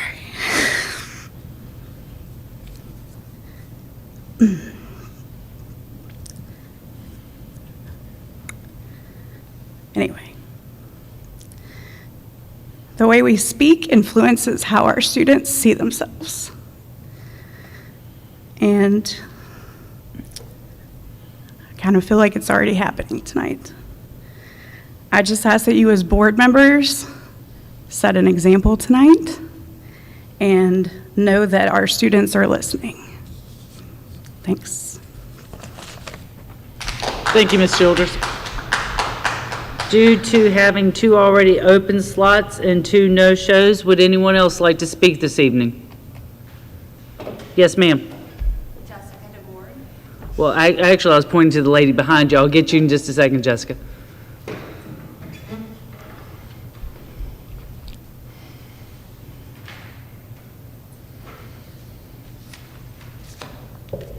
I'm also a Jessica. I'm Jessica Scott in the 3rd District. Teachers are mandated reporters, and why is that? Unfortunately, because not all parents are always safe. If a student tells a teacher that they're not going to be safe, if a parent learns of their other name or their pronoun, what happens then? Does the teacher report it to the admin or the counselor, as they usually do with a situation that they are mandated to report? And then is it the counselor or administrator's job to decide whether to inform the parents? I suppose it would be. They would take it from there. I'm also concerned, like the previous speaker, for the safety and the well-being of our trans students, because I'm concerned for the safety and well-being of all of our students. One thing that I like about Youngkin's proposed policy states, quote, "Schools should attempt to accommodate students with distinctive needs, including any student with a persistent and sincere belief that his or her gender differs from his or her sex." There's an article published this year on the government website on the NIH government in the National Library of Medicine. Anyway, if you Google it, it's going to be one of the top searches. 40% of transgender individuals have attempted suicide. 82% have considered it. The rate of suicide attempt is highest among the youth that we serve. These are the people that we protect. And significant factors were found in this study. The usual suspects, and school was one of them. How they are treated at school is one of there were several, not more than a handful of factors that affect whether they live or die. Thank you. Thank you, Ms. Scott. Mr. Ward?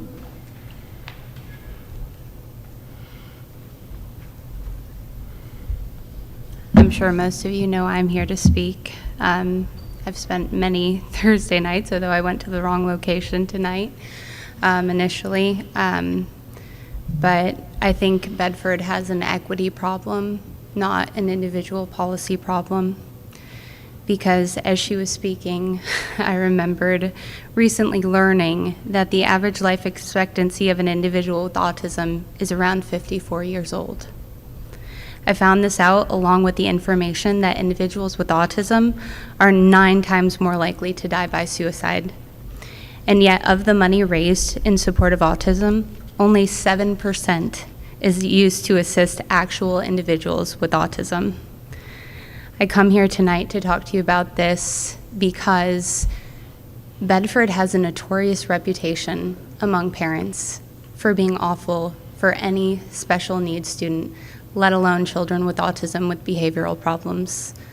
I know of 5 people in the last month that have come to me and told me that in addition to my daughter when she was in kindergarten, their children too, before they had an appropriate IEP, were suspended in kindergarten for behaviors that were a manifestation of their disability.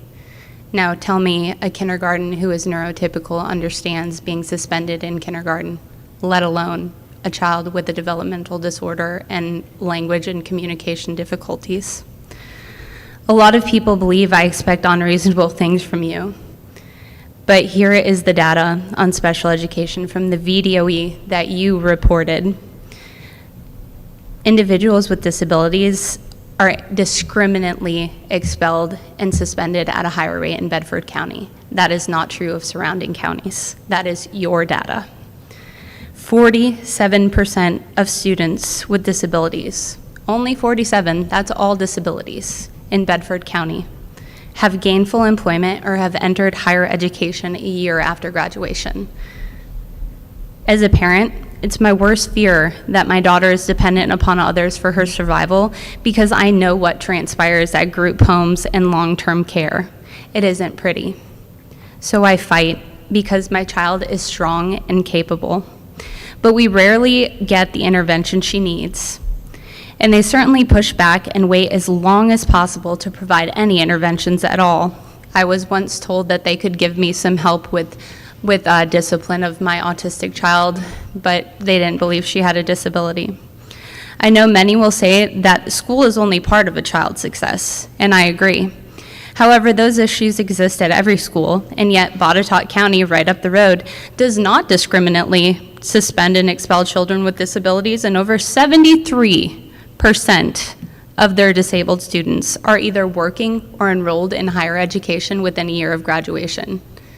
That means 30% of our students are forever dependent and at the mercy of systems that abuse and kill them because of your policies and because of the decisions you make in the chairs that you sit in. I've spoken with many of you on the board individually. I know a couple of you worked at schools and know that seclusion is an active part of Bedford County. Still, although the special education actively denies it, I know that the Virginia Department of Education personally came and did a training to make sure that people knew at least how to do it appropriately. However, clearly not, because for the 2018-2019 school years, Bedford said that they didn't seclude or restrain a single student. That is false. Bedford, what are you going to do? Our neighbors are giving 30% more of their kids a chance at a decent life. Can we get with the program, please? Thank you. Thank you, Mrs. Ward. We have room for 2 more speakers. Would anybody else like to speak?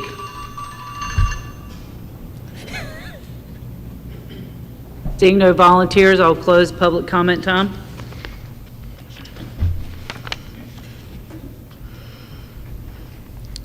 Do I have a motion to approve the consent agenda? So moved. I have a motion by Mr. Hill. Do I have a second? Second by Mr. Nelms. Any discussion? All those in favor of approving the consent agenda signify by saying aye. Aye. Opposed? Approval granted. We're going to pick up at item 8 with the staff reports. Dr. Calvert, Mr. Hagler.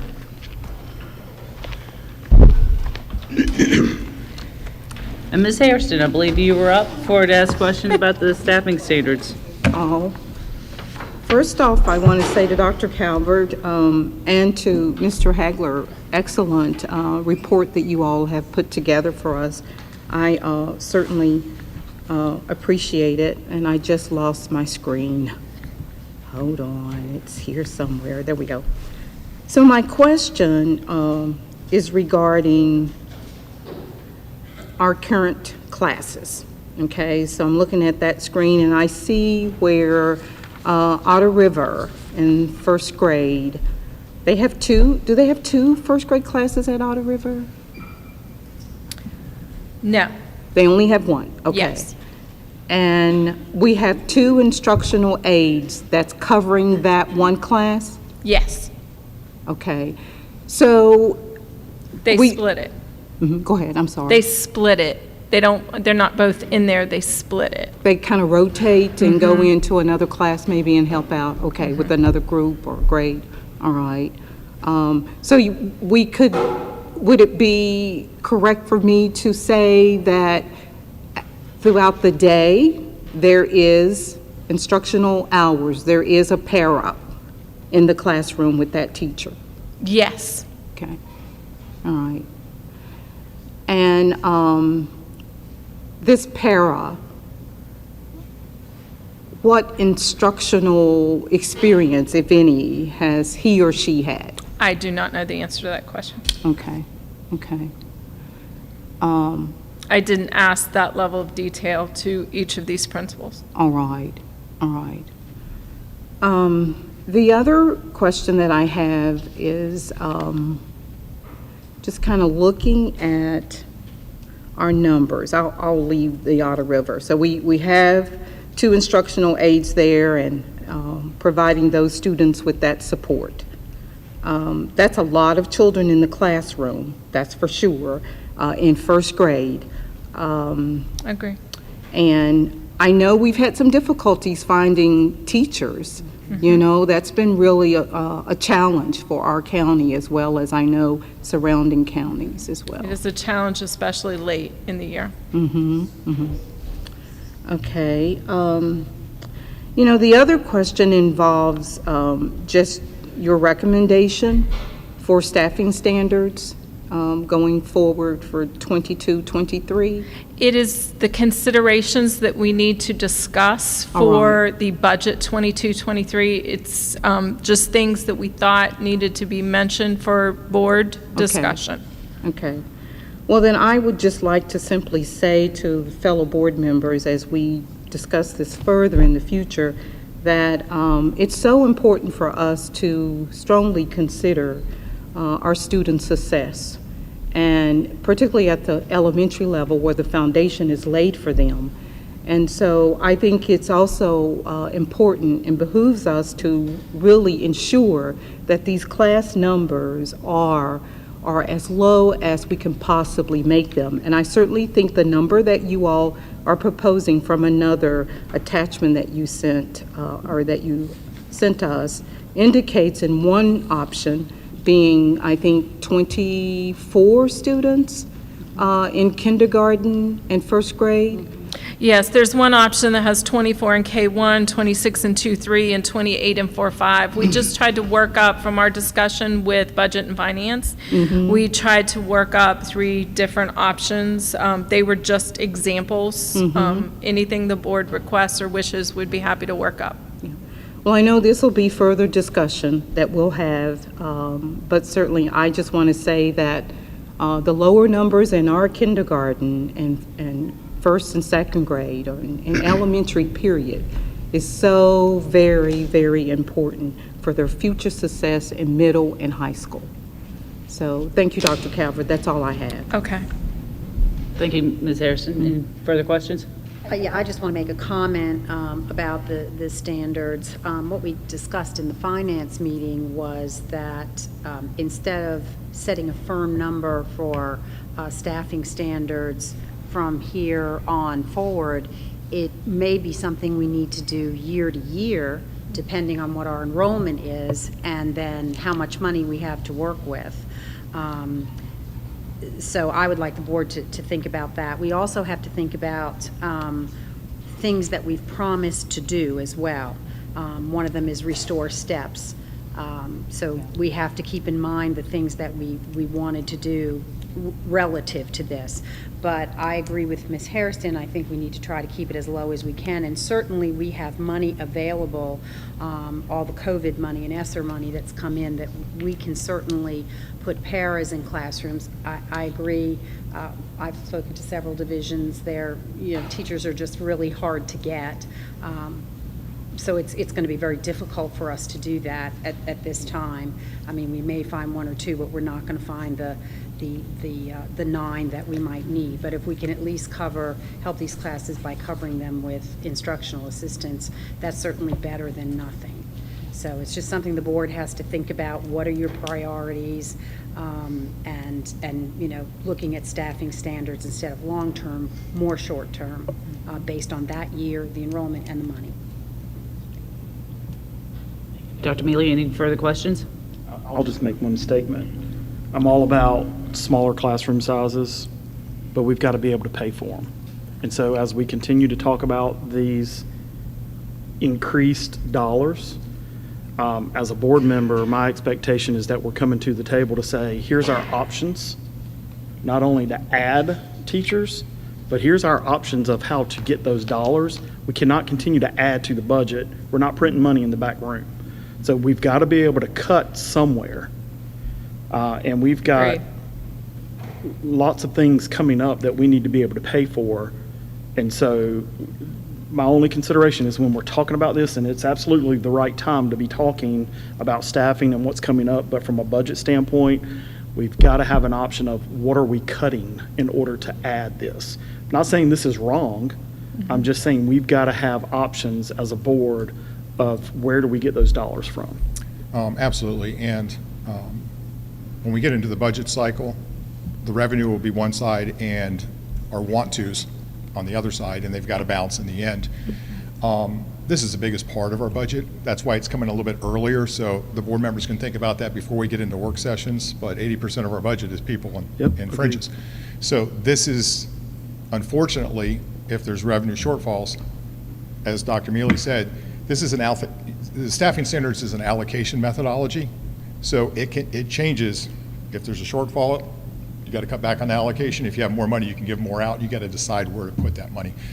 But maintenance, reversion, SROs, all those are competing in the budget on the expenditure side, and we don't know the revenue side. So, but this is a little bit more complicated one, and one that directly impacts students. But I'd say our buildings impact students. They've got to be, HVACs have got to be working and stuff. So everything has got to compete. So yes, you're exactly right. And as we get more data at the end of December from the governor's proposed budget and move into January on the budget, this will be brought with other competing things for the budget. Can I ask, when we start with the budget talks, because this is a great presentation, could we have a printout given to us at the Yes, ma'am. at the beginning of the session of these slides that have the numbers on them, so that way we can be reminded of exactly what the numbers were? Slide deck out to the board members. Yeah, because I know we had this one, then we had the one with the Staffing athletic standards. trainers, but we also had the one with the cost of the athletic trainers, the reading specialists, and so on. And if we could have printouts of those Yes, to we'd save be those. happy to do that. Okay, to thank you so include it in much. the packet. Thank you. And Dr. Mealy, I'm sorry. Yeah, no, that was me. I think the other thing is, we do have competing things, the steps, the SROs, the reversion things, but this year at least, we're kind of blessed because sales tax is much more than we anticipated it would be, and we do have the reversion, the ESSER money and the COVID money. So I think what I'm asking you all to do is, again, just think more short term. I agree, we're probably going to need to make cuts at some time. Right now, we don't have to. And because our kids are suffering from learning loss, I would always advocate, let's do what we can while we have the money. But to go along and say, well, from now until forever, it's going to be a staffing standard of 24-1, we just can't do. I think it's smarter to just look at it, all of us sit down, look at it each year, and see what we can do with what we have. But this year's actually pretty good. I will be presenting the first quarter forecast at the next board meeting. I've started working through that.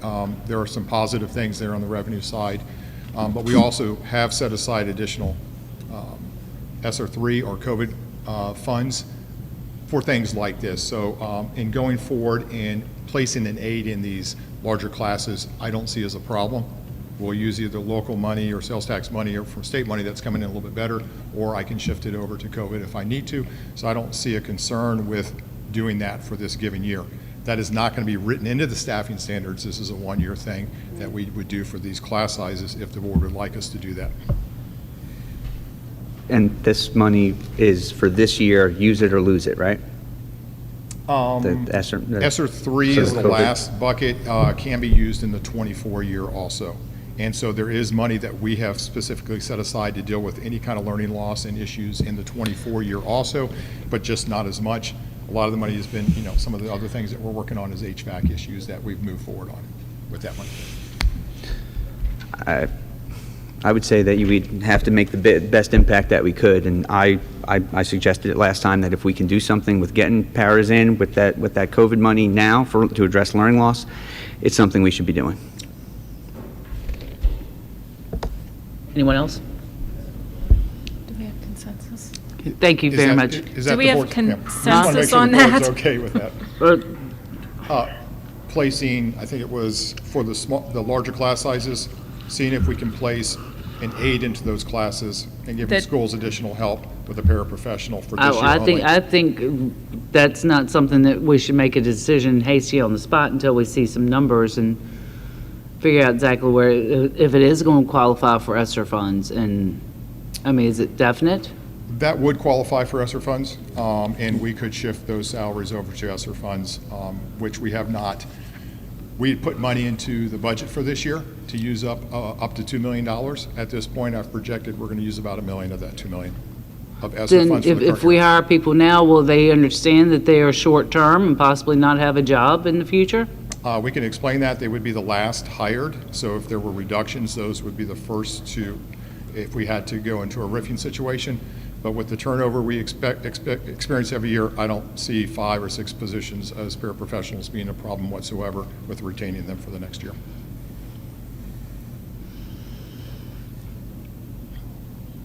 It's up to them, whatever they want to do. Yes, ma'am. For now. So what other schools are out there that's in need of additional support, or teachers or paraprofessionals this year? Do we have other classes, other schools I with high only numbers? assessed elementary classrooms because that's what you all asked me to Okay, do, so I wouldn't right. have an So answer to that the- question. So the elementary schools that we have that you've included in your presentation are the only ones? That are above 25. Okay. Okay. I was thinking perhaps maybe since our last meeting, we've had some more students. Not to my knowledge. Okay, okay. And Madam Chairman, we also have money that has been set aside for learning loss that can be used for that too. And I think we should, try to do this as much as we possibly can, as soon as we can. The more time that goes by, the worse it is for our kids. And Mr. Hagler, I know when we spoke, was very confident that the money was there to do that this year. Do you still remain confident, Mr. Hagler? As I mentioned before, ESSER 3, COVID relief dollars for learning loss in the operating budget, we had put $1 million aside for that for this current year. Anticipation from what we've already done is about $1 million of that will be spent. Some of that we decided in previous could be shifted over to help with some HVAC projects at TJ and Goodview, but we still left in $300,000 in the current year for additional learning loss monies if we needed to spend it. So this would cost $167,000 estimated. Depends on how fast we place them, and when they get placed, it'd probably be less than that in the end. And so about half of what we had set aside for additional learning loss. Yes, ma'am. The $300,000. I would like to propose, Madam Chairman, that we go ahead with this. Do I need to make a And, motion? well, we have the bylaws in effect that we're going to present 1 month and vote the next, and that has to be voted on to waive that rule before we proceed forward. Can we at all, Madam Chairman, count that we asked for this information to want to do this last month, and now the information has been brought to us? So We have to have a motion to waive the information was brought to us, but it was presented, it was an actual presentation this month. So this is the first month that will be coming up and normal, according to our bylaws and procedures that we just adopted, that it would be coming up for action next month, not this month. Unless someone makes, yes, Dr. Bergen? Yeah, if I can make just a couple comments. First of all, we've spent a significant amount of time, not improperly, talking about 8 classrooms out of the many, many classrooms we have, pre-K through 5. Our staffing, I just don't want the public to be misled or have a misconception that we have large class sizes everywhere. We have very small class sizes everywhere except in these 8. These are 8 that are above 25. Because this board funds and appreciates small class sizes, that's why, our standards are 21-to-1 at K3 and 22-to-1 at 4-5. You're welcome to, I'm happy for the board to provide direction if you so wish. I see this as administrative. There were questions and concerns raised at the last board meeting. We brought a presentation back just to give you the data that was discussed so thoroughly in the last meeting. We have COVID funds, we are currently spending hundreds of thousands of dollars in instruction. It's not like this would be the first money we're spending towards learning loss. We spend, I don't have that figure for you. I'd be happy to produce it for you, but we've spent significant funds this year in teachers, counselors, librarians, out of our COVID dollars. And we can certainly advertise and hire more teaching assistants to go into these classrooms. And this year, because we're flush with that COVID money. I don't know that I need a motion from the board, but if you all want to take that direction, I would see this as administrative. Fine with it being administrative? Okay. All right. Thank you.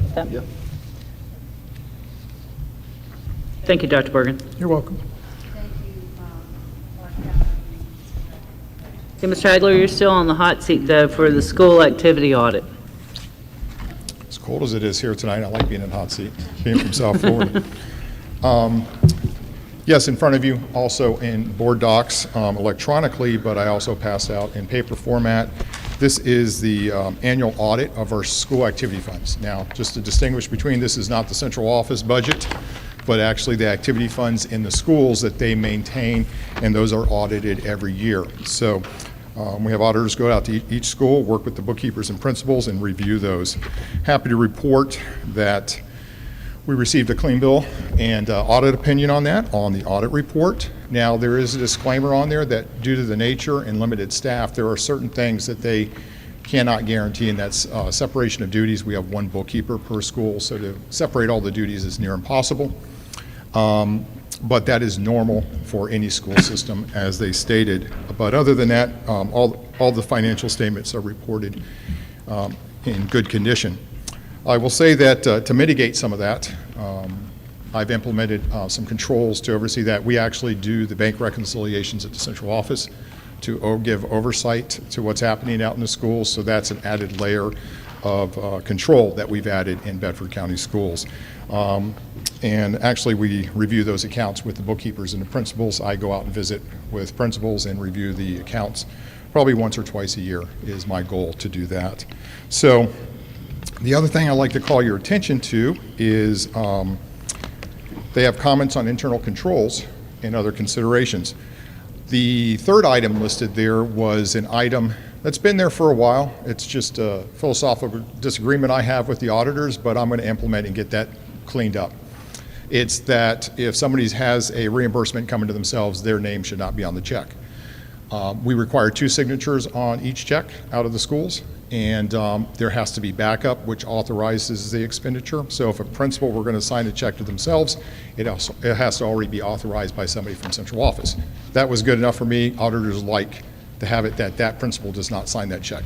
So I'm going to have that policy change. It'll come before the board in the future, and I'm going to address the bookkeepers next week in a meeting to say that practice will stop. If the check is to yourself or the principal, they'll have to get a different signature on that, and we'll take care of that, and that'll come off the audit report next year.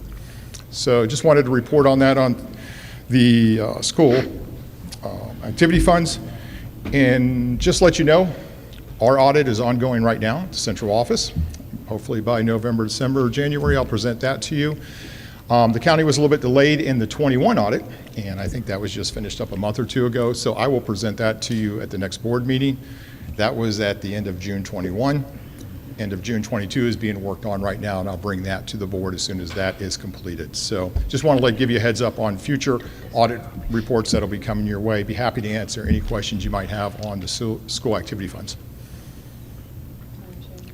Yes, Dr. Mealy. Yes, I do have a couple.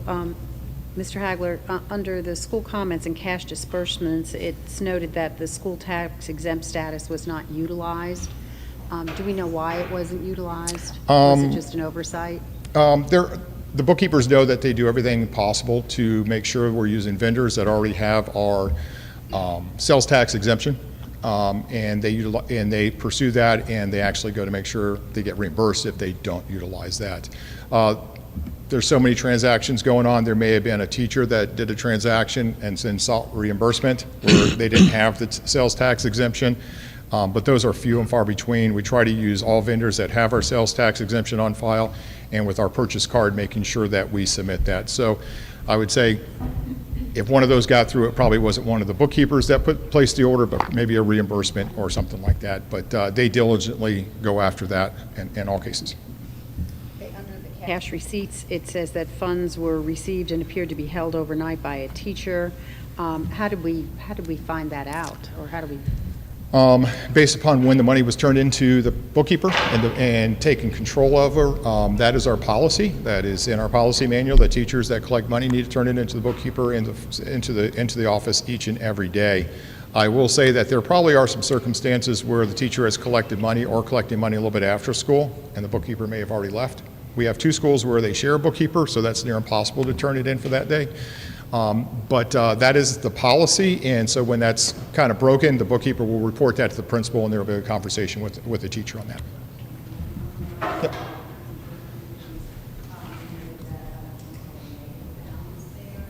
Yeah, I'll have to look into that one. The only accounts that will have negative balances at any time are when schools are spending title money. They spend it, then they request it from us, and then we send them a check for that. So those will go into negative. I don't know if this particular one was a grant one or not, so I'll take a look at that and see what's happened with that one, with that particular school.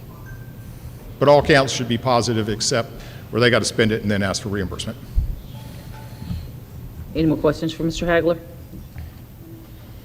Just like to conclude, our bookkeepers do a great job, and there's quite a bit of money flowing through those schools, and they watch every penny. They do a great job, so thank you. Thank you very much, Mr. Hagler. Moving on to item 4.01, calendar choices for 23-24. Dr. Woodford. Good evening, members of the board. I am going to be sharing some information with you tonight about options for the 2023-24 school calendar. To help frame this information, allow me to share just a few of the parameters that have to be considered when creating different options for calendars. First, the Virginia Department of Education requires that division school calendars plan and account for 180 days of instruction for students. There are currently no waivers for a reduction of those days, as we've had in the past with COVID. Secondly, Bedford County Public Schools does not start teachers prior to August the 2nd due to requirements for VRS and benefit contributions. So any change to that part of our calendar would create a budget impact that the board would actually need to consider and approve. We also have to complete our year with students by the Friday prior to Memorial Day weekend to ensure the location of our high school graduations. Of course, we could change the location, but the Vine Center does provide nice facilities, the ability to stream that graduation, the ability to invite anybody a student would like, plenty of parking. So to change that would prove to be a little bit problematic, and you saw that happen this year when we were going to graduate the weekend after Memorial, and the graduation dates, LU holds them even prior to contracts for school divisions and for us, so they will never give that Saturday away of Memorial Weekend because they know we have traditionally over many years had that date. We found it was problematic to even find a date that wasn't held by another school division. So we try to stay in that parameter to graduate Memorial Weekend, and we don't start until after August the 1st. Thirdly, the SOQs require professional development and instructional practices, strategies, and any new initiatives each year. This has to be certified with the Department of Education. And in addition, there, on top of that, many required trainings that are currently being mandated by the Department of Education and the General Assembly for licensure for our staff. We cannot skip those trainings, and they are in addition to our required instructional professional development. And just to give you some examples of what required training looks like, that's bloodborne pathogens, Title IX compliance, annual ESL, ELL training, seizure training for school personnel, training for IEP team members, cybersecurity, student mental health awareness and intervention and referral, diffusing disruptive behaviors. So those are required trainings on top of professional development. So finally, there's also the consideration placed on employee preferences for certain breaks. For instance, having 3 days at Thanksgiving, 2 weeks for winter break, a full week at spring break. If any of these breaks were shortened, we could have some additional work days or professional development time put into the calendar throughout the year. So with those parameters in mind that I just shared, 4 draft calendars were created for consideration. Calendars A and B are the most similar to this year's school calendar. The biggest differences between the drafts is the number of work days for teachers. Calendar A has 10 total work days for teachers compared to 7 work days in Calendar B.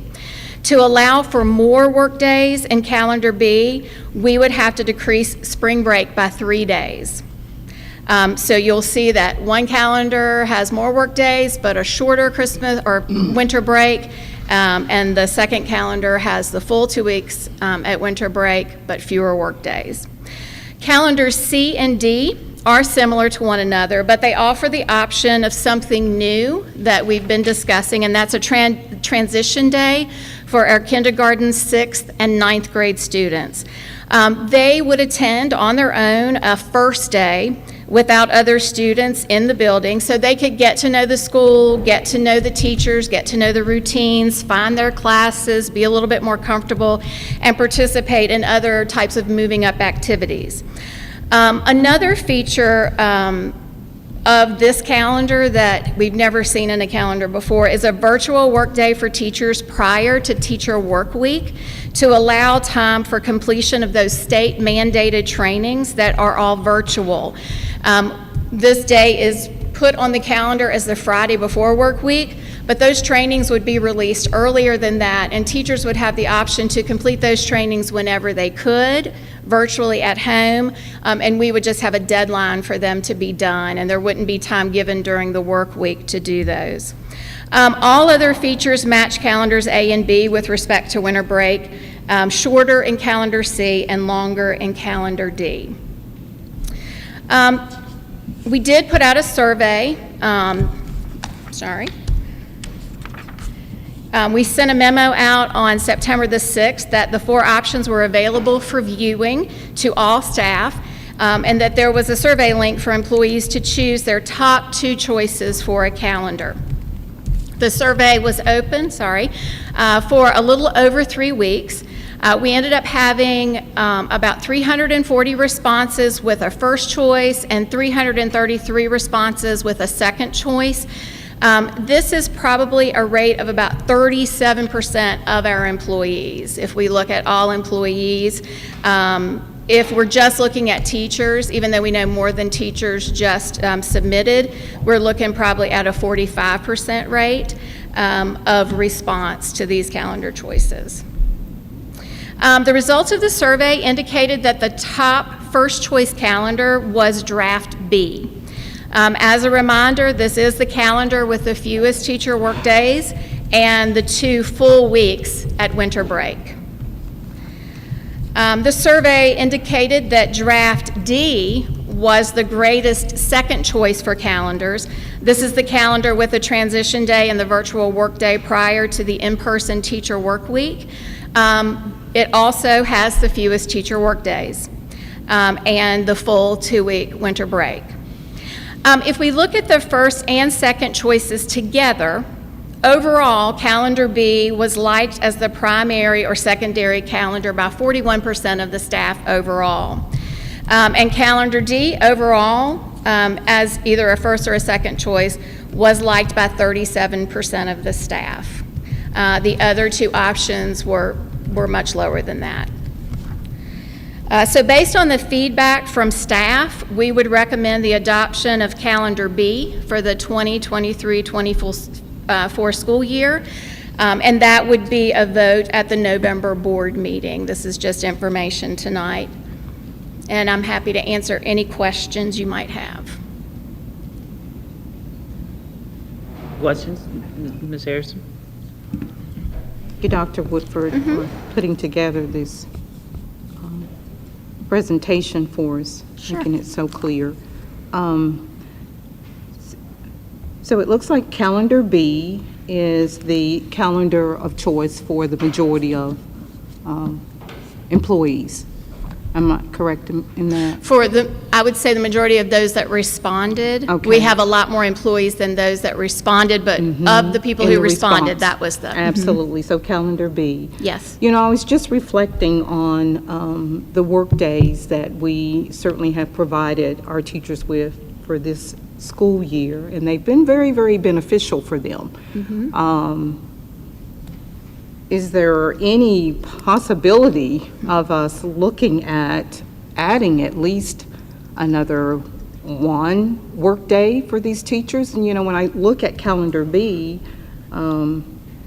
certainly that virtual day is going to be focused primarily on, if I understood you correctly, on just state level professional development that they have to focus on. Did I understand that correctly with the virtual? So the reason I added that information about the election day being a virtual day is typically that's a day that teachers don't work.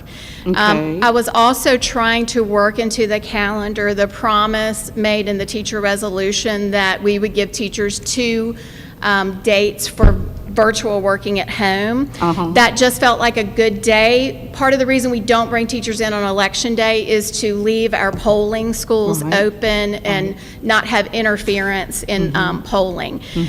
So it seems like a good day for teachers to be able to work at home. Now, probably, honestly, by election day, those mandated trainings would have already had to be completed. So they would have been completed either during work week, or they would have been completed on one of the other 2 professional learning days that we have to have, in conjunction with professional learning we have to have for instruction.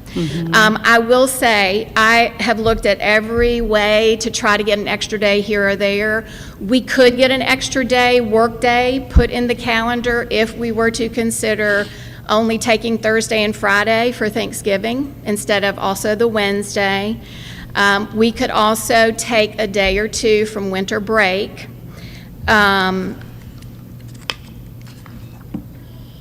We could reduce new teacher training. We typically have, don't hit me, Leanne, 2 days for new teachers, and then we bring our other teachers back. Right. So that would really hurt getting our new teachers in, and there's just a lot we do with them, getting them prepped for technology and all of that. So Absolutely. there is a sacrifice any way you go with this calendar. So, you know, I'm happy to consider looking at, I mean, the second option is calendar D. That has the virtual work day the Friday before work week. It also provides that transition day. If the board's not interested in the transition day, then we could probably gain a day there. We were, you know, so. So are we starting, the first day of school is it the 14th? I have to look at the calendars. So yes, ma'am, the 14th. That's on a Monday. It is on a Monday. Oh, gosh, and that's so rare that our students have started, you know, on a Monday. That hasn't happened in years. Yeah, it happened this past year, and I will say, I think all of us really like the Wednesday start because it lets us have like a little breath over the weekend to regroup. It gives you that time, teachers, to Yes. work on some things. And honestly, I tried that with this calendar. It's all about the way the days are falling leading up to winter break. You know, if the days falling come closer to Christmas, then it's easier to work a Wednesday start in. I know it's really hard for me to explain without showing you all my little X's and O's, but it's really the way the calendar falls, because I do think teachers and staff really like the Wednesday start. And I tried to do that with the 4 options and could not make it work within all of those parameters I shared on the first screen. So it is a Monday start with a full week before that teacher work week. You know, I would love to see that visual that you have. It may even help me to understand. Well, it's it better. handwritten, it's old-fashioned, but I'll be It's happy okay. to That's scan it quite and all send right. it to you. That's quite all right. I know that our teachers really, really valued those work days. and they're important for them. I will say, I really wish it would have come out in the surveys because, the majority of the surveys were they would rather have the longer breaks and not the work days. All So right. Okay, there you that go. is something that, I considered as I was looking at options. The PD days are important because if we don't have them, we cannot get the trainings that are required in. I know. It's tough. It's tough. Well, if your comments from those who responded did not tend to want more work days. Well, I will tell you the truth. I didn't really open it up for comments. I just asked if they had questions or concerns to email me, and I did get a lot of emails. Okay. And basically, once I shared with them some of the parameters that we were dealing with, I think they realized the options were somewhat limited to get that 180 days in. One thing we did discuss, and I'll throw out there, is the possibility of early release days. We did away with that several years ago for a few reasons, and I think it's something that, we've talked about the difficulty with bus runs and being able to get all of our runs with the shortage of drivers. Also, the concern that when we send students home in the middle of the day, especially young students, there's the possibility that there's no one there to take care of them. Right. And we are considered in Bedford a daycare desert. So there's not a lot of options for parents if they don't have families and things like that. So we went away from early release days, and that was why. We could look at that. No, I wouldn't be interested in that. That's just my thought. Okay. Well, I will love to see your chart so that I could just better understand it, okay? Thank you, Dr. Woodford. You're welcome. Hill? So Dr. Woodford, I see the recommendation is calendar B, which is what our teachers and staff have selected. Does that meet all of the requirements that we made a commitment to with the teacher and staff resolution? Yes, sir. All 4 calendars meet that requirement. I made sure. Well, it sounds like our teachers and staff have spoken with their preference, so I appreciate it. Thank you. Okay. Any further questions? I'm going to say that I know we are looking out for teachers and staff like we always do, but also too, I think it's important that we keep the Thanksgiving and the Christmas winter break open like it is, because a lot of families, not only we were looking at the kids too, and their families are going to want to travel during that time, so we need to make sure we protect that as much as we can. Thank you very much, Dr. Thank you. Woodford. And one just last note that I'd like to add, I would like to go ahead in the early, like January, bring back the 24-25 calendar. We used to approve school calendars in twos, so we gave parents lots of heads up about graduation. So would that be a consensus with the board that you'd be okay with me going on and trying to get some data for the following year? That'd be fine with me. Fine with me. Okay, thank you. Thank you again, Dr. Woodford. Item 4.02, policy updates. Dr. Bergen. Yes, Madam Chair, the Intergovernmental Affairs Committee met on September 26th to review proposed revisions, and so tonight we're sharing a total of 9 policies. I'm going to talk about the first 8 as a batch, and then I'll talk about the 9 separately. So to begin, just by way of reminder to the board and the community, if you want to read the detailed red line versions, they are available through the agenda. If you just follow the link, you can see all the detail. I'm just going to give you just a high-level summary. BDD, electronic participation in meetings from remote locations, is being recommended for an update to reflect changes in state code as well as updates to legal and policy cross-references. EFB food services is recommended update to reflect our current practices, which would prohibit the division from having students who owe school meal debt to have to discard their meal after going through the line. We do not do this. Apparently it was happening in other school divisions, so it's now being prohibited by code. Nor do we deny students participation in extracurriculars if they have a meal debt. This would also require the division to apply for the federal after-school meal program for any after-school program in qualifying schools. Of course, we meet all of these criteria. Policy GCDC, classes for recertification. The time frame for professional license renewal is being increased from 5 to 10 years. That's per code.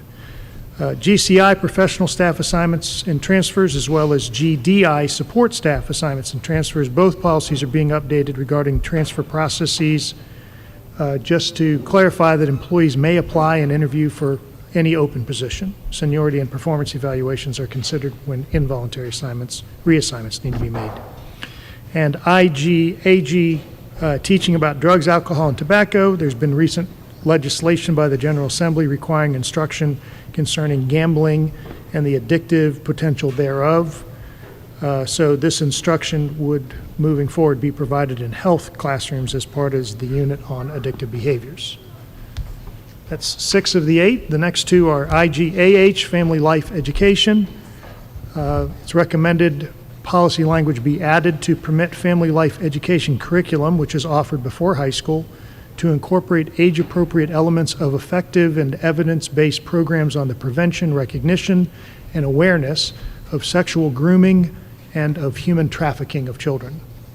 And policy IJD, college and career readiness, the policy is being recommended for update to reflect changes in state code requiring that schools provide information that assists high school students in making informed decisions about their futures after graduating from high school, to ensure that those students are aware of the costs and the benefits of the different educational and certificate programs. So those 8 policies are all up for information tonight, and we can expect them to be back next month on November 10th for the board to take action. The 9th policy that the Intergovernmental Affairs Committee reviewed on September 26 is a new and proposed policy, JOC, privacy, dignity, and respect for all students and parents in the schools.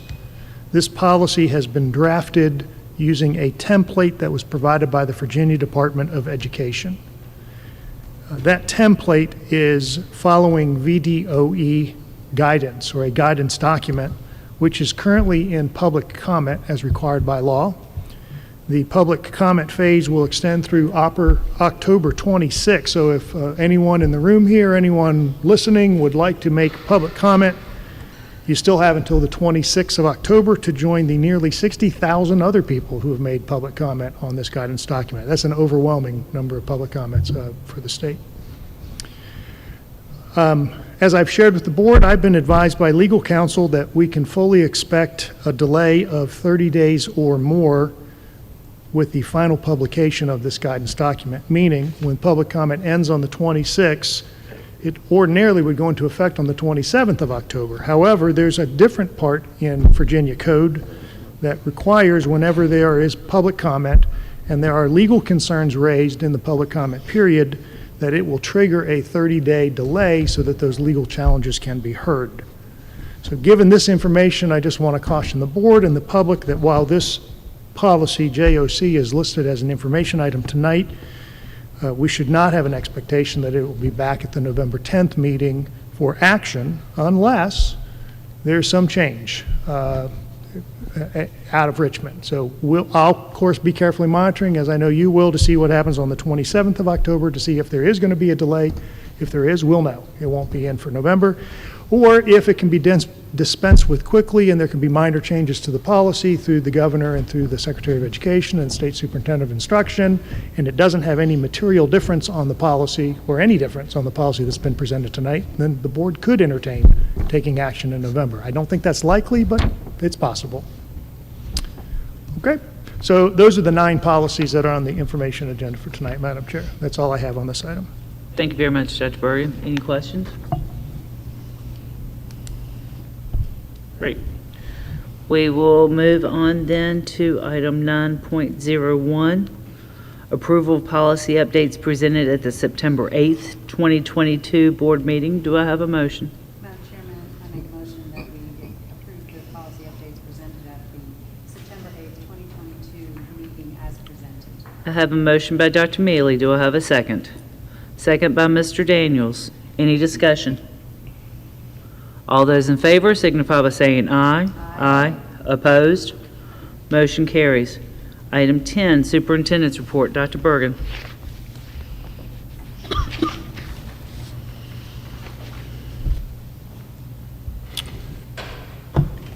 Well, I have some celebrations to share with the board and with the community. They're being displayed on the screen here in front of you, board members, and being displayed for the viewing public.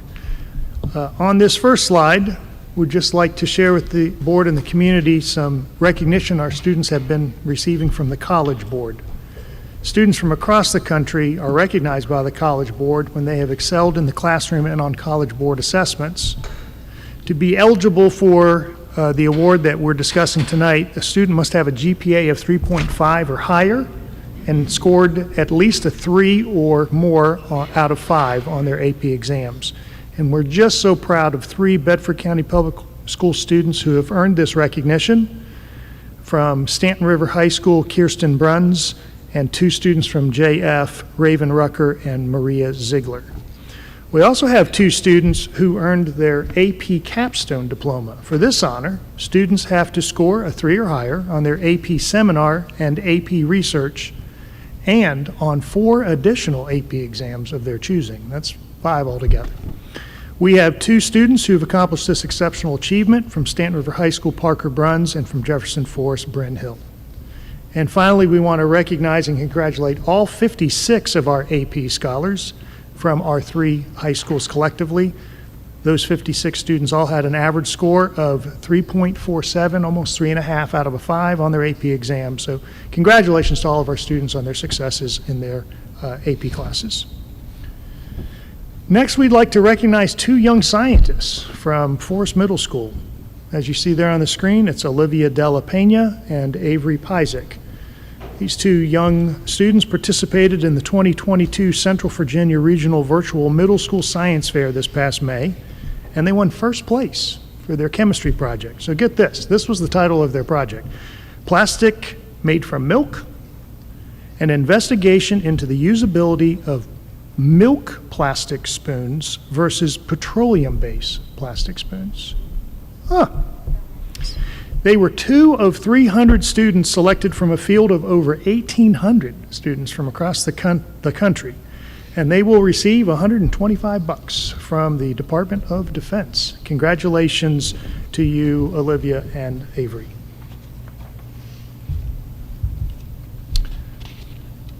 We love our FFA kids, and our Liberty FFA and Smith Mountain FFA students recently competed at the State Fair of Virginia, a place I'm very familiar with over the years, having been many, many times with my 2 boys.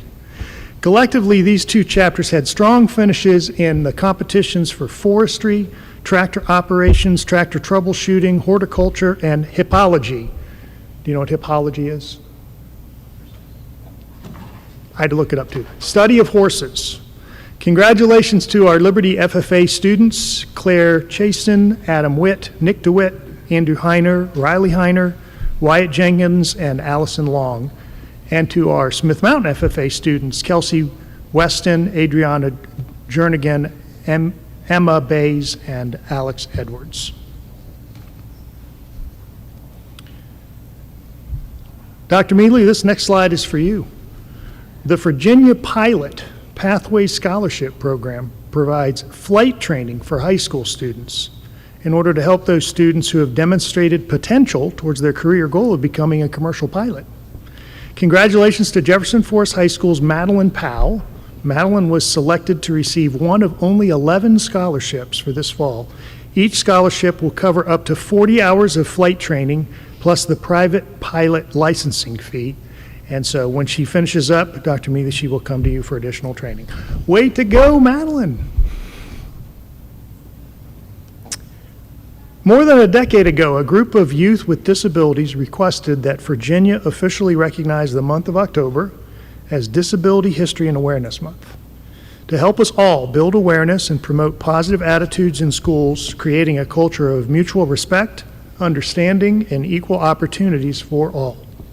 So how fitting it was that our Little Feet Meet was recently held at Liberty High School to allow our youngest students with disabilities and their unified partners to participate in a variety of activities and friendly competition in their various sports activities. It was my thrill to be there and watch them compete, and And I'd just like to personally thank all of the staff and the volunteers, the parents, the community members, and the students who made this event possible.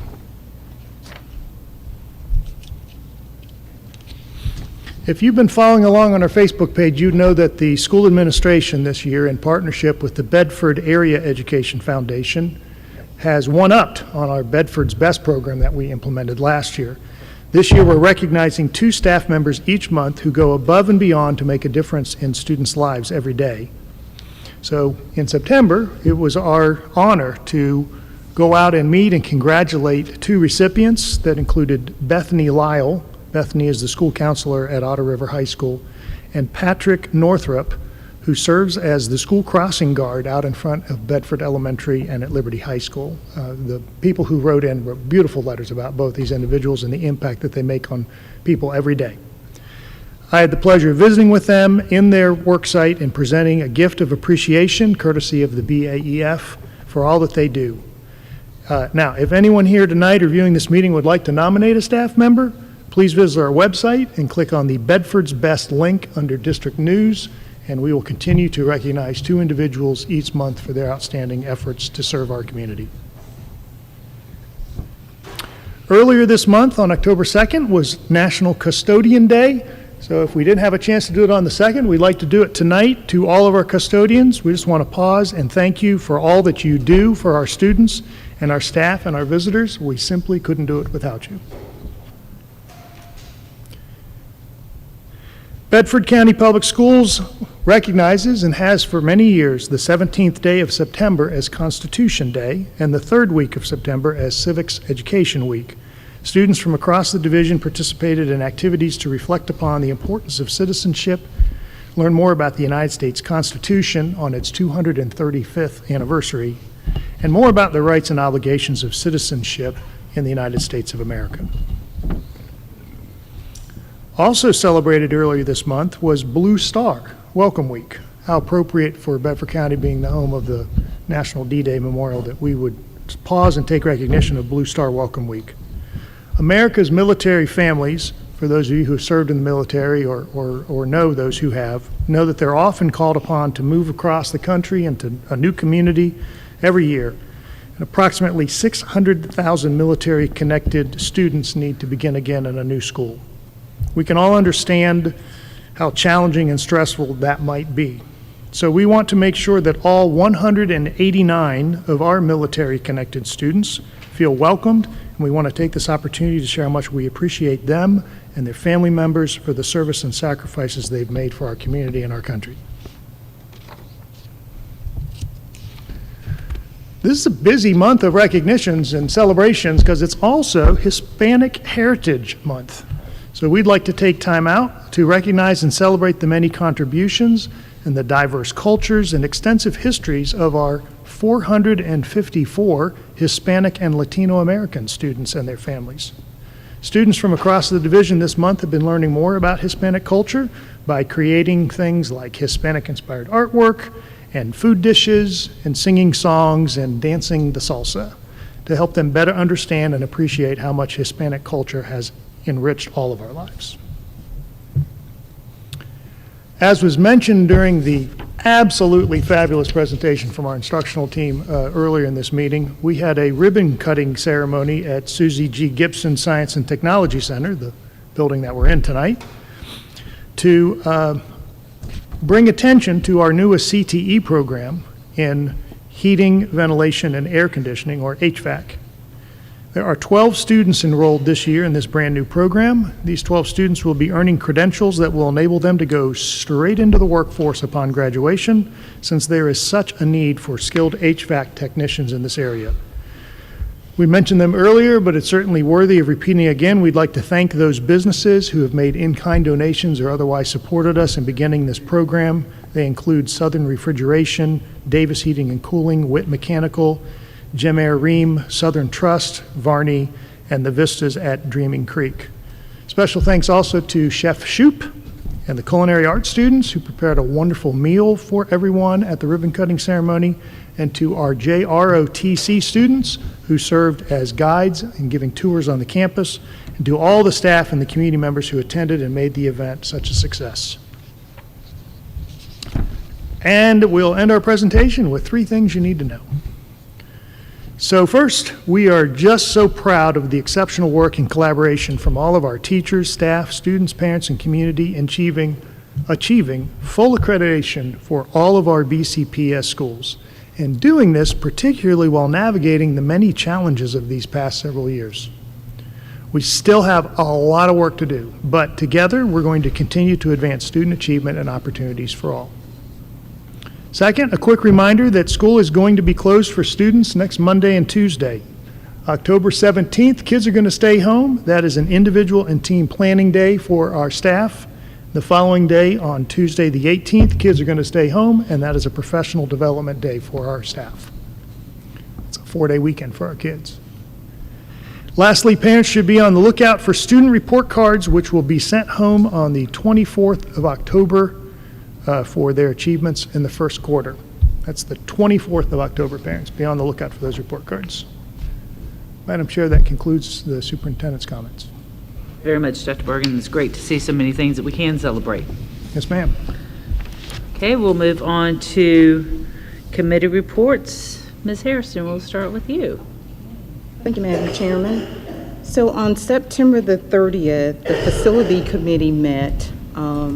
We met bright and early, like 8 o'clock in the morning. Oh, shining stars here. and so I digress. Bear with me, it's getting a little late. So we talked about a number of things, and first I'd like to say to each board member that certainly all of this, the facility committee minutes are available for you to take a look at, and certainly Mr. Holbrook and myself are certainly available to answer any questions that you all may have, or to talk about these matters with you further, okay, if you want to do that. So we talked a little bit about, and Dr. Dewis shared this with us, he gave us some updates. And so some of the areas that I want to focus on and share with you involves Stanton River High School's water pipes. Okay, so we're in the design phase with those water pipes. And so the plan is for the summer of 2023 to work through that plan and move forward. Also, Stanton River Middle School's fuel tank, we're consulting with a vendor for that. And also with the school administration office. The work just continues to be completed there, so all of the interior work is complete. They're moving in furniture back into the building. Employees are working in the lower level, and the roofing is to be completed hopefully real soon. And Dr. Dewis, you can give us any updates on that, if still anticipating till around October. Okay. I mentioned in our meeting the possibility of us, once we have completed the school administration office, to maybe have an open house for the community. It is a historical building. For them to come and just take a look at the work that has been done. So just food for thought there for fellow board members to consider. I think we would find our community would welcome that opportunity to see those updates and changes. It's really a wonderful, beautiful building. The auditorium tech upgrade update, that, of course, the staff is working with the Point Service Audio, and that's for our high schools to upgrade our technology there so that we can have better technical services as we conduct our board meetings, and also for our students in the community as well. The solar projects at Goodview Elementary School and at Montvale, we're working through some pre-contract issues there, and we will finalize the contract in upcoming weeks for those two schools. Also, the safety inspections, they've been completed at all of our schools, and also the Raptor implementation. You know, you guys probably know that that is a program that's used by our administrators in terms and working collectively with our police department and notifying them if there is an emergency.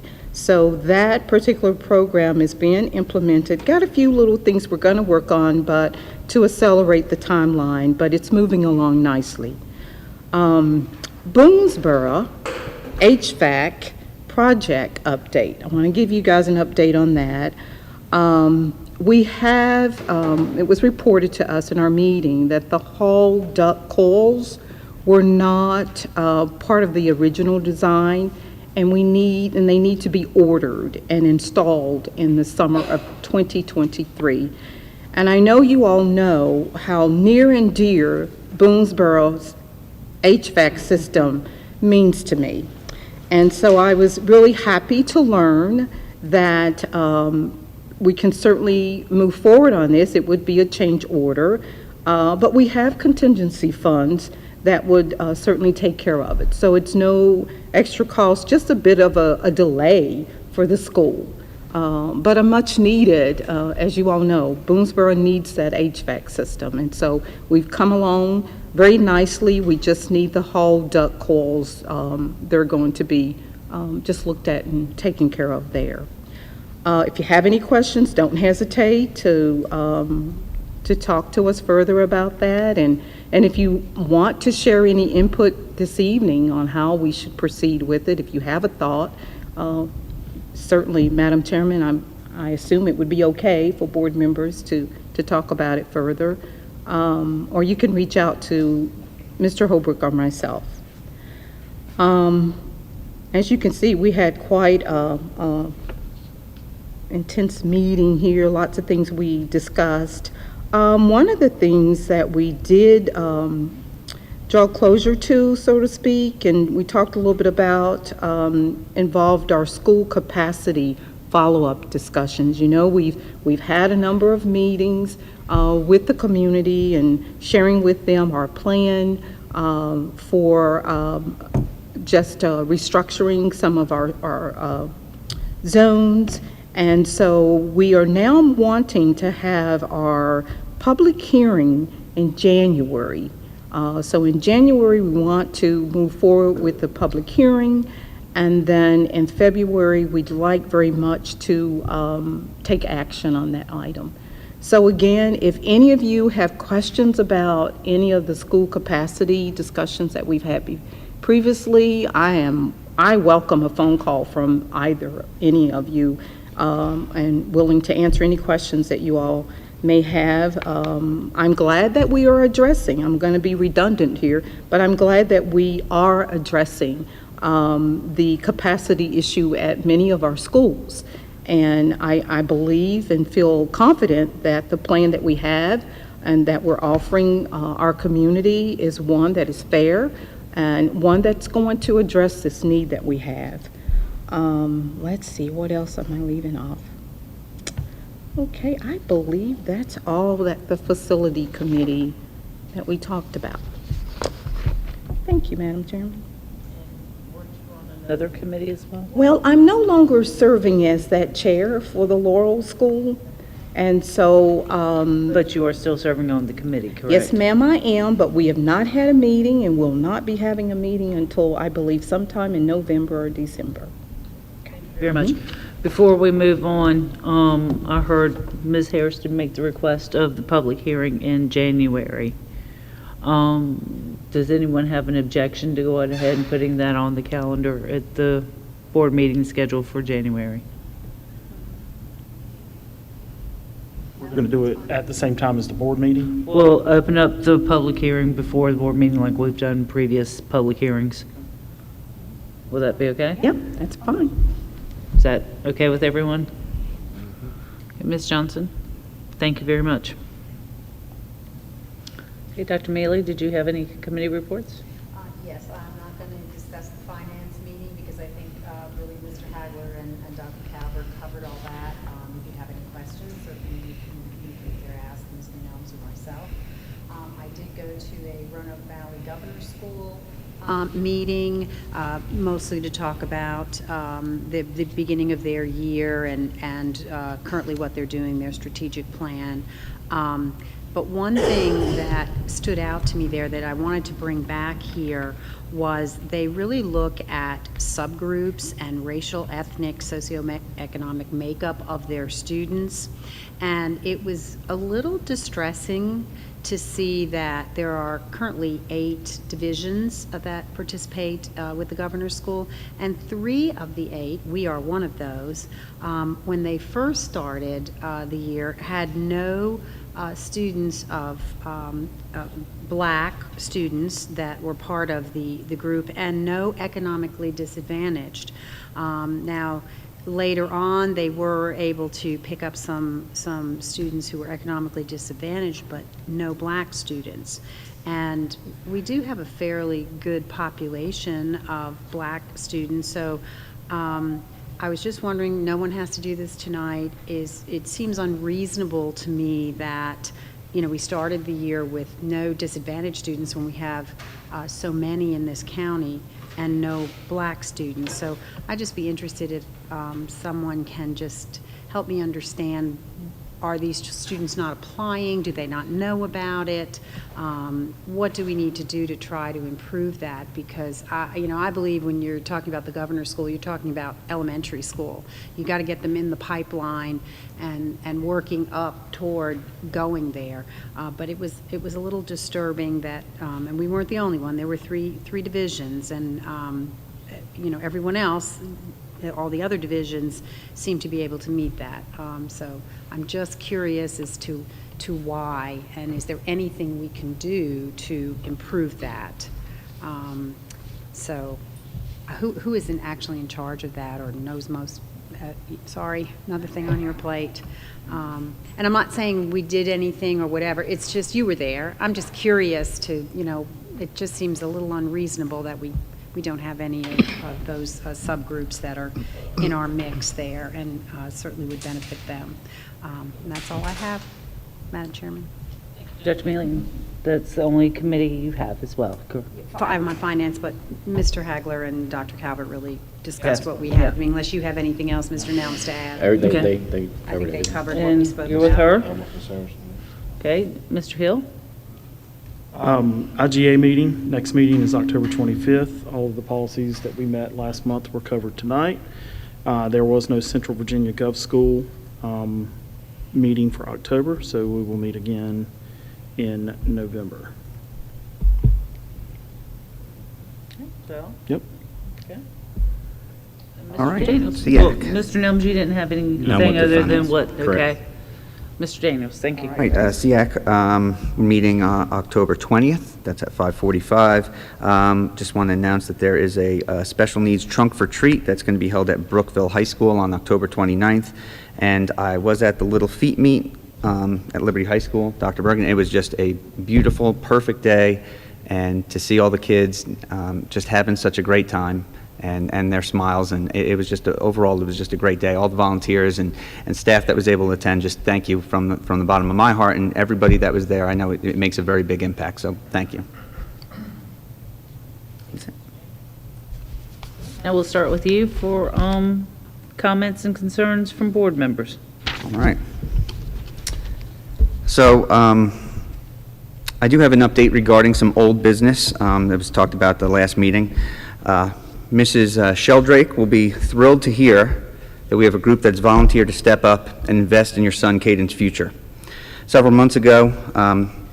weeks ago, I should say, Randy Dunton, Executive Director of Legacy Education Center, whose mission it is to provide work-study opportunities, was made aware of the Sheldrake household dilemma.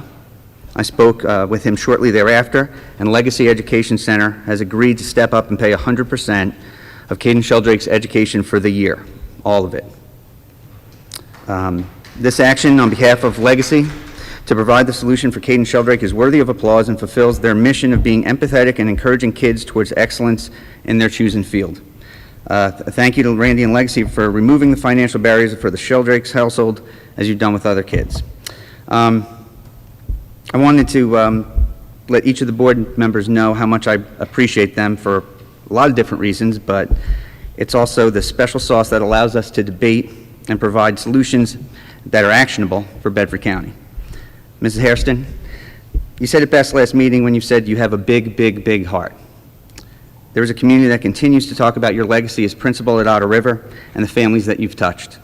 You have a big heart and a loving one. We're thankful for your service, and we thank you I thank you for the courtesy that you've shown me on this board. Dr. Mearley, I've come to find out that you seek answers and facts, and you know facts are our friends. You have a great attention to detail and ability to dig for answers. Sometimes I didn't understand why you were asking the questions that you did, but I come to understand that it's to gather all the intel before you make a determination, and it's also a way to help inform the public. Agree or disagree, you go right at the problem or issue, and you definitely stand your ground. It's an example to the kids that you always do your homework. Mr. Holbrook, I admire your ability to shoot people straight, always being a man of character, and you don't speak out a whole lot, but you're wise when you do speak.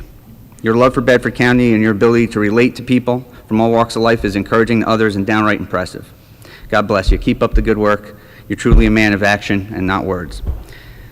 Mr. Nelms, your ability to smile in the face of adversity, jump on a bus, in a school, and drop your personal life to attend events is a great example of servant leadership. I know the reason you shine, and others do too. While your reward won't be on this earth, it was my reward to work beside you. Thank you. Mrs. Kirby, Mrs. Chairwoman, you have worked to ensure this board accomplishes so much and do so much behind the scenes that you don't get credit for. Every time you speak, your love for the students, teachers, and parents is evident. Every decision you make and every opportunity you brag on others is encouraging. Keep encouraging others, and no one envies the situation that you've been put in at times, but we are thankful for your grace and personality, and I appreciate you being so kind and generous with my short time here. Marcus, you're a great mix of everyone that I just complimented. You love the schools, especially the teachers. You're bold, you seek answers, you have a big heart, and regardless, sometimes the hard exterior, this administration, this board, and most everyone in your district know that you go above and beyond. If you don't believe it, walk through the halls, walk through a school, and see those that admire him the most. Most of all, you were a bold leader when Bedford needed it most. Those who truly know you understand your value and value your commitment to Bedford County Public Schools. Thanks for taking the arrows for the students, teachers, and parents over the years. As many of you know, there's a school board race going on. This might be the last time that you see me up here. I wanted to let you know that serving this community in this capacity has been an absolute pleasure. It's one of the greatest honors of my life. I've spent many hours poring over the budget, building policy, engaging with the community, and most of all, doing my best to represent the parents, teachers, and students of Bedford. And I've loved every minute of it. I'm proud of all the accomplishments of this board over the last 7 months. It's been my absolute pleasure to serve all the students, parents, teachers, and staff of Bedford County. I volunteered and got involved because I care. If you have been a parent, you've likely been a part of your child's sports program where nobody stands up, and the same parents are the ones that constantly coach your kid's team. Well, our board only works when we all get involved. Thank you for trusting me with the appointment, and my hope is to see the community participation grow. To the administration, teachers, coaches, drivers, and principals, you've been nothing short of amazing. To those who serve tirelessly without validation, like Nancy Nimio of Liberty Boosters, thank you. Yeah, we have a hot dog roller that we will have to you by baseball season, I promise that. Most importantly, we need to recognize that we all come from different areas. A lot of us are not from here, but we choose to live here, and we want what's best for our community, and we will accomplish so much more as productive members of Bedford County. My objective takeaway from my time on the board is that we spend a large portion of our time focusing on things that don't necessarily help teachers, staffs, or student excellence. As a community, we should focus on academics, athletics, after-school programs, and not get distracted by social influences. Focus on academics and the things that build our students' excellence is the floor. So excellence is the floor. Les Brown said, "Shoot for the moon. Even if you miss, you'll land among the stars." Finally, I'll be keeping my promise to donate my salary to programs each month. Last month's salary was donated to Liberty Athletics, and I'll be donating this month to Stanton River Athletics, and finally to Jefferson Forest Athletics, in addition to helping launch 3 fundraisers for athletic programs. Thank you to everyone for all the love and support during my appointment. God willing, I will see you from this chair for many months. Thank you for providing me the ability to serve. It's been a tremendous honor, and let's continue to work for the community. and to continue to increase enrollment and deliver on our promise to protect the future of our kids and our country.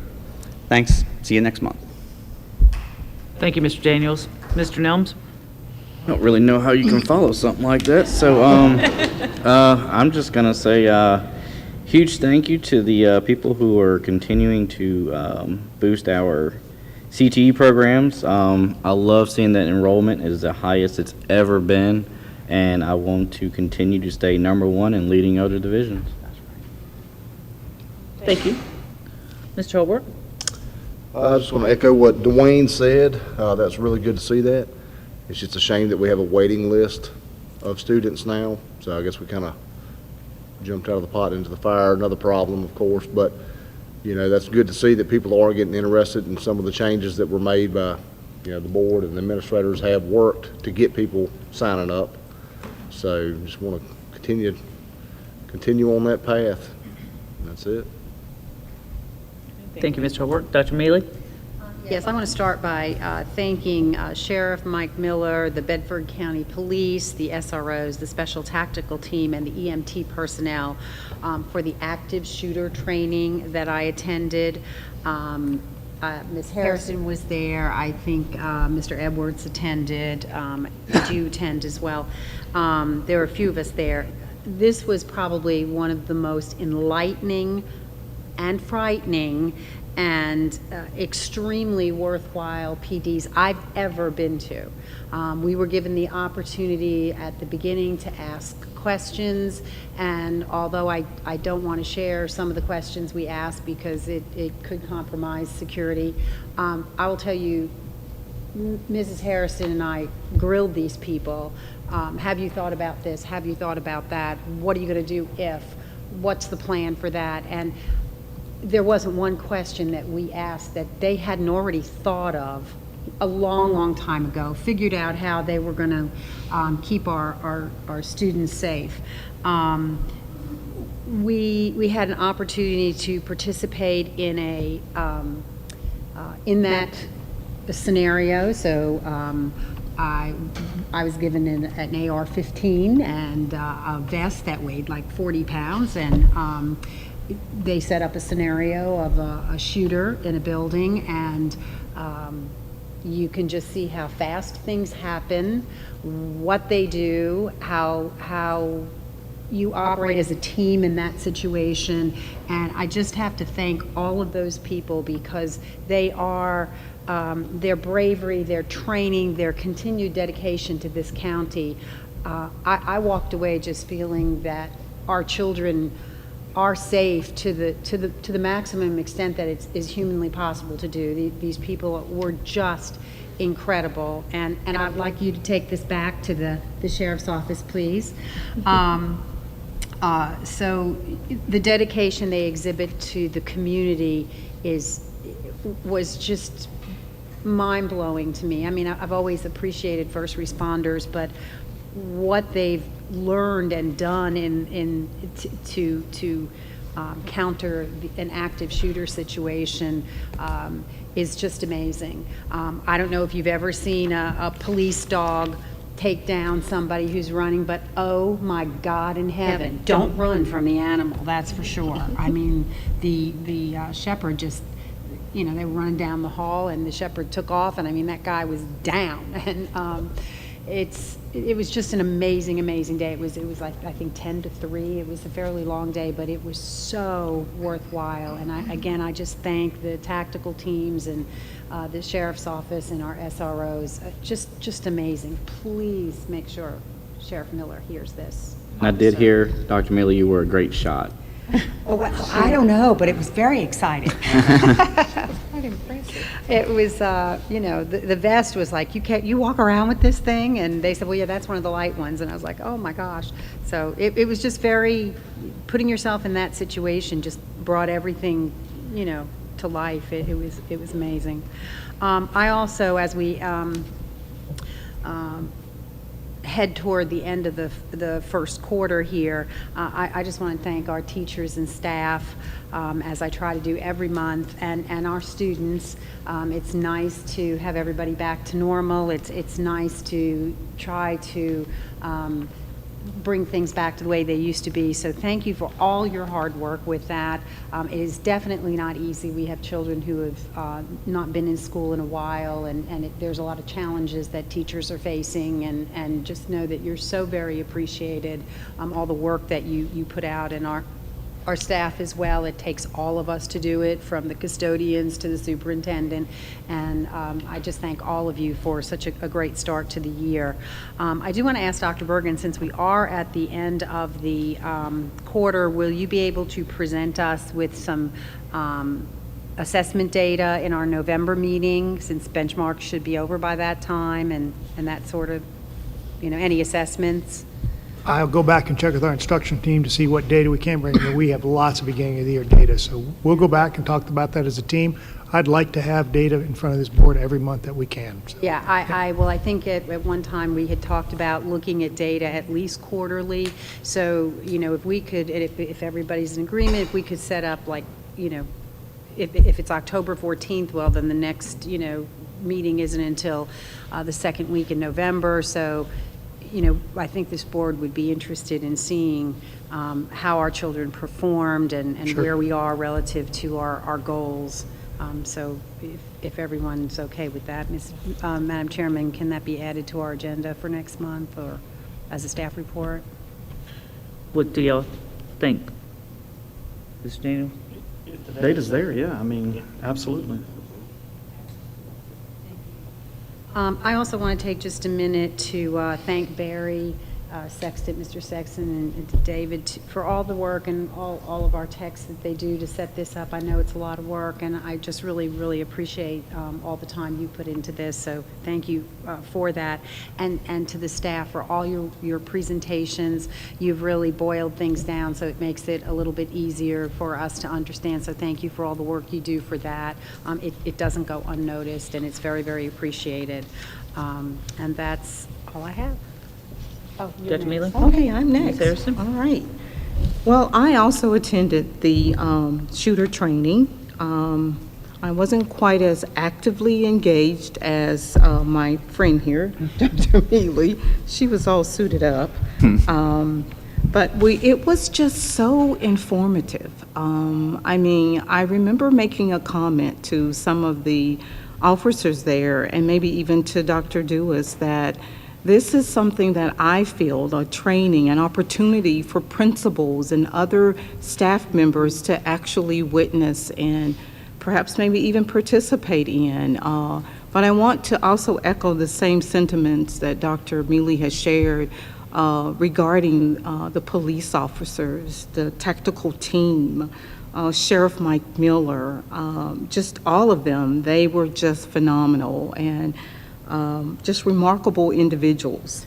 I had a lot of fun, I really did, but it was very, very enlightening too as well. And I also want to take the time to congratulate Mr. Troy Doss, of course, principal here at Susie G. Gibson, and his staff for the newest program offering, the HVAC. That is just super exciting that we're able to offer that. I'm just very, very proud of all the hard work that's gone into that. And I know it's been, the board members, it's been our goal to certainly grow the programs at Susie G. Gibson. And then I want to just, as always, say thank you to the teachers, to the paraprofessionals, to the bus drivers, to our executive staff, paraprofessionals, all of you, our students, for all of your hard work, your dedication to our school division, to our parents. Thank you for your commitment as well. And I also, lastly, just want to say to the paraprofessionals and these bus drivers and students and others, hey, enjoy your 2 days off, Monday and Tuesday. It's going to make for a long weekend for you. So that's all that I have. Thank you, Ms. Harrison. Mr. Field? I'm going to go quick. Dr. Trosper, Mr. Halls, thank you very much. Great job on CTE and workplace readiness. Really appreciate the info that was shared. Shout out to JF Hype Platoon. Talk about school pride. If you've been to a football game or a volleyball game, they are really showing up and showing out. So I really appreciate them. Congratulations to JF Cheer on being district champs. Also, 5 JF students selected for the regional orchestra. Congratulations to David Webb and the band program at JF. Cavalier Theater, Punk Rock Girl, Thursday through Saturday. That's tonight, so you've missed it if you haven't been. Started at 7, and then on Thursday through Saturday at 7, Sunday at 3. Also, BCPS, fully accredited. I know Dr. Bergen shared that. We are very blessed to be able to say that. I've been in several meetings the last couple of weeks. Not many of our partnering school systems can say that. We actually have one that is at 50%. And so for us to be able to say 100% accredited is really a big accomplishment. So kudos to the board, to the staff, to our teachers, to our students, and anyone involved. That is a huge accomplishment, and so I want to say congratulations. And then the final thing, your vote counts. Early voting is now till November 8th. Get out and vote. Thank you, Mr. Hill. I'm going to pull my shameless plug. I believe we still need bus drivers. If anyone is interested in helping us out, driving a bus, please contact transportation. We sure would appreciate it. Several things here that were mentioned tonight. Parents, if you're like me, some things that you really want to take note of. Report cards are coming home. Don't let them hide them. Report cards are coming home. And there is no school Monday and Tuesday, so you have time to fill out an extra chore list for your children that will be home. I had the pleasure of attending the Liberty High School Hall of Fame golf tournament. It was a beautiful day outside, and they had a record number of teams, and it was just a lot of fun to be around. We mentioned the culinary arts program earlier, preparing the food for the ribbon cutting. They also prepared dinner tonight, and it was fabulous, and we sure do appreciate it, and it's a lot of talent coming out of there. Earlier in the superintendent's comments, he bragged on Liberty and Stanton River FFA. I want to brag a little bit further on Liberty FFA. The Liberty FFA senior forestry team of Caleb Williamson, Claire Chaston, Zane Key, and Nick DeWitt won the Hub Federation Forestry Contest on Tuesday. Top scorers in this event were Claire Chaston, who was the top placing overall individual, and Nick DeWitt, Caleb Williamson, Adam Witt, Zane Key, and Maggie DeWitt placed right behind her, securing 1st through 6th place at the event.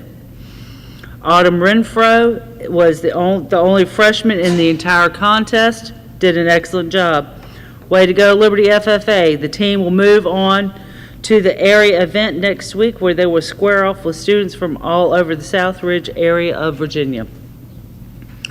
Another FFA note, the Vet Science program is gearing up for the national contest on October 26th in Indianapolis.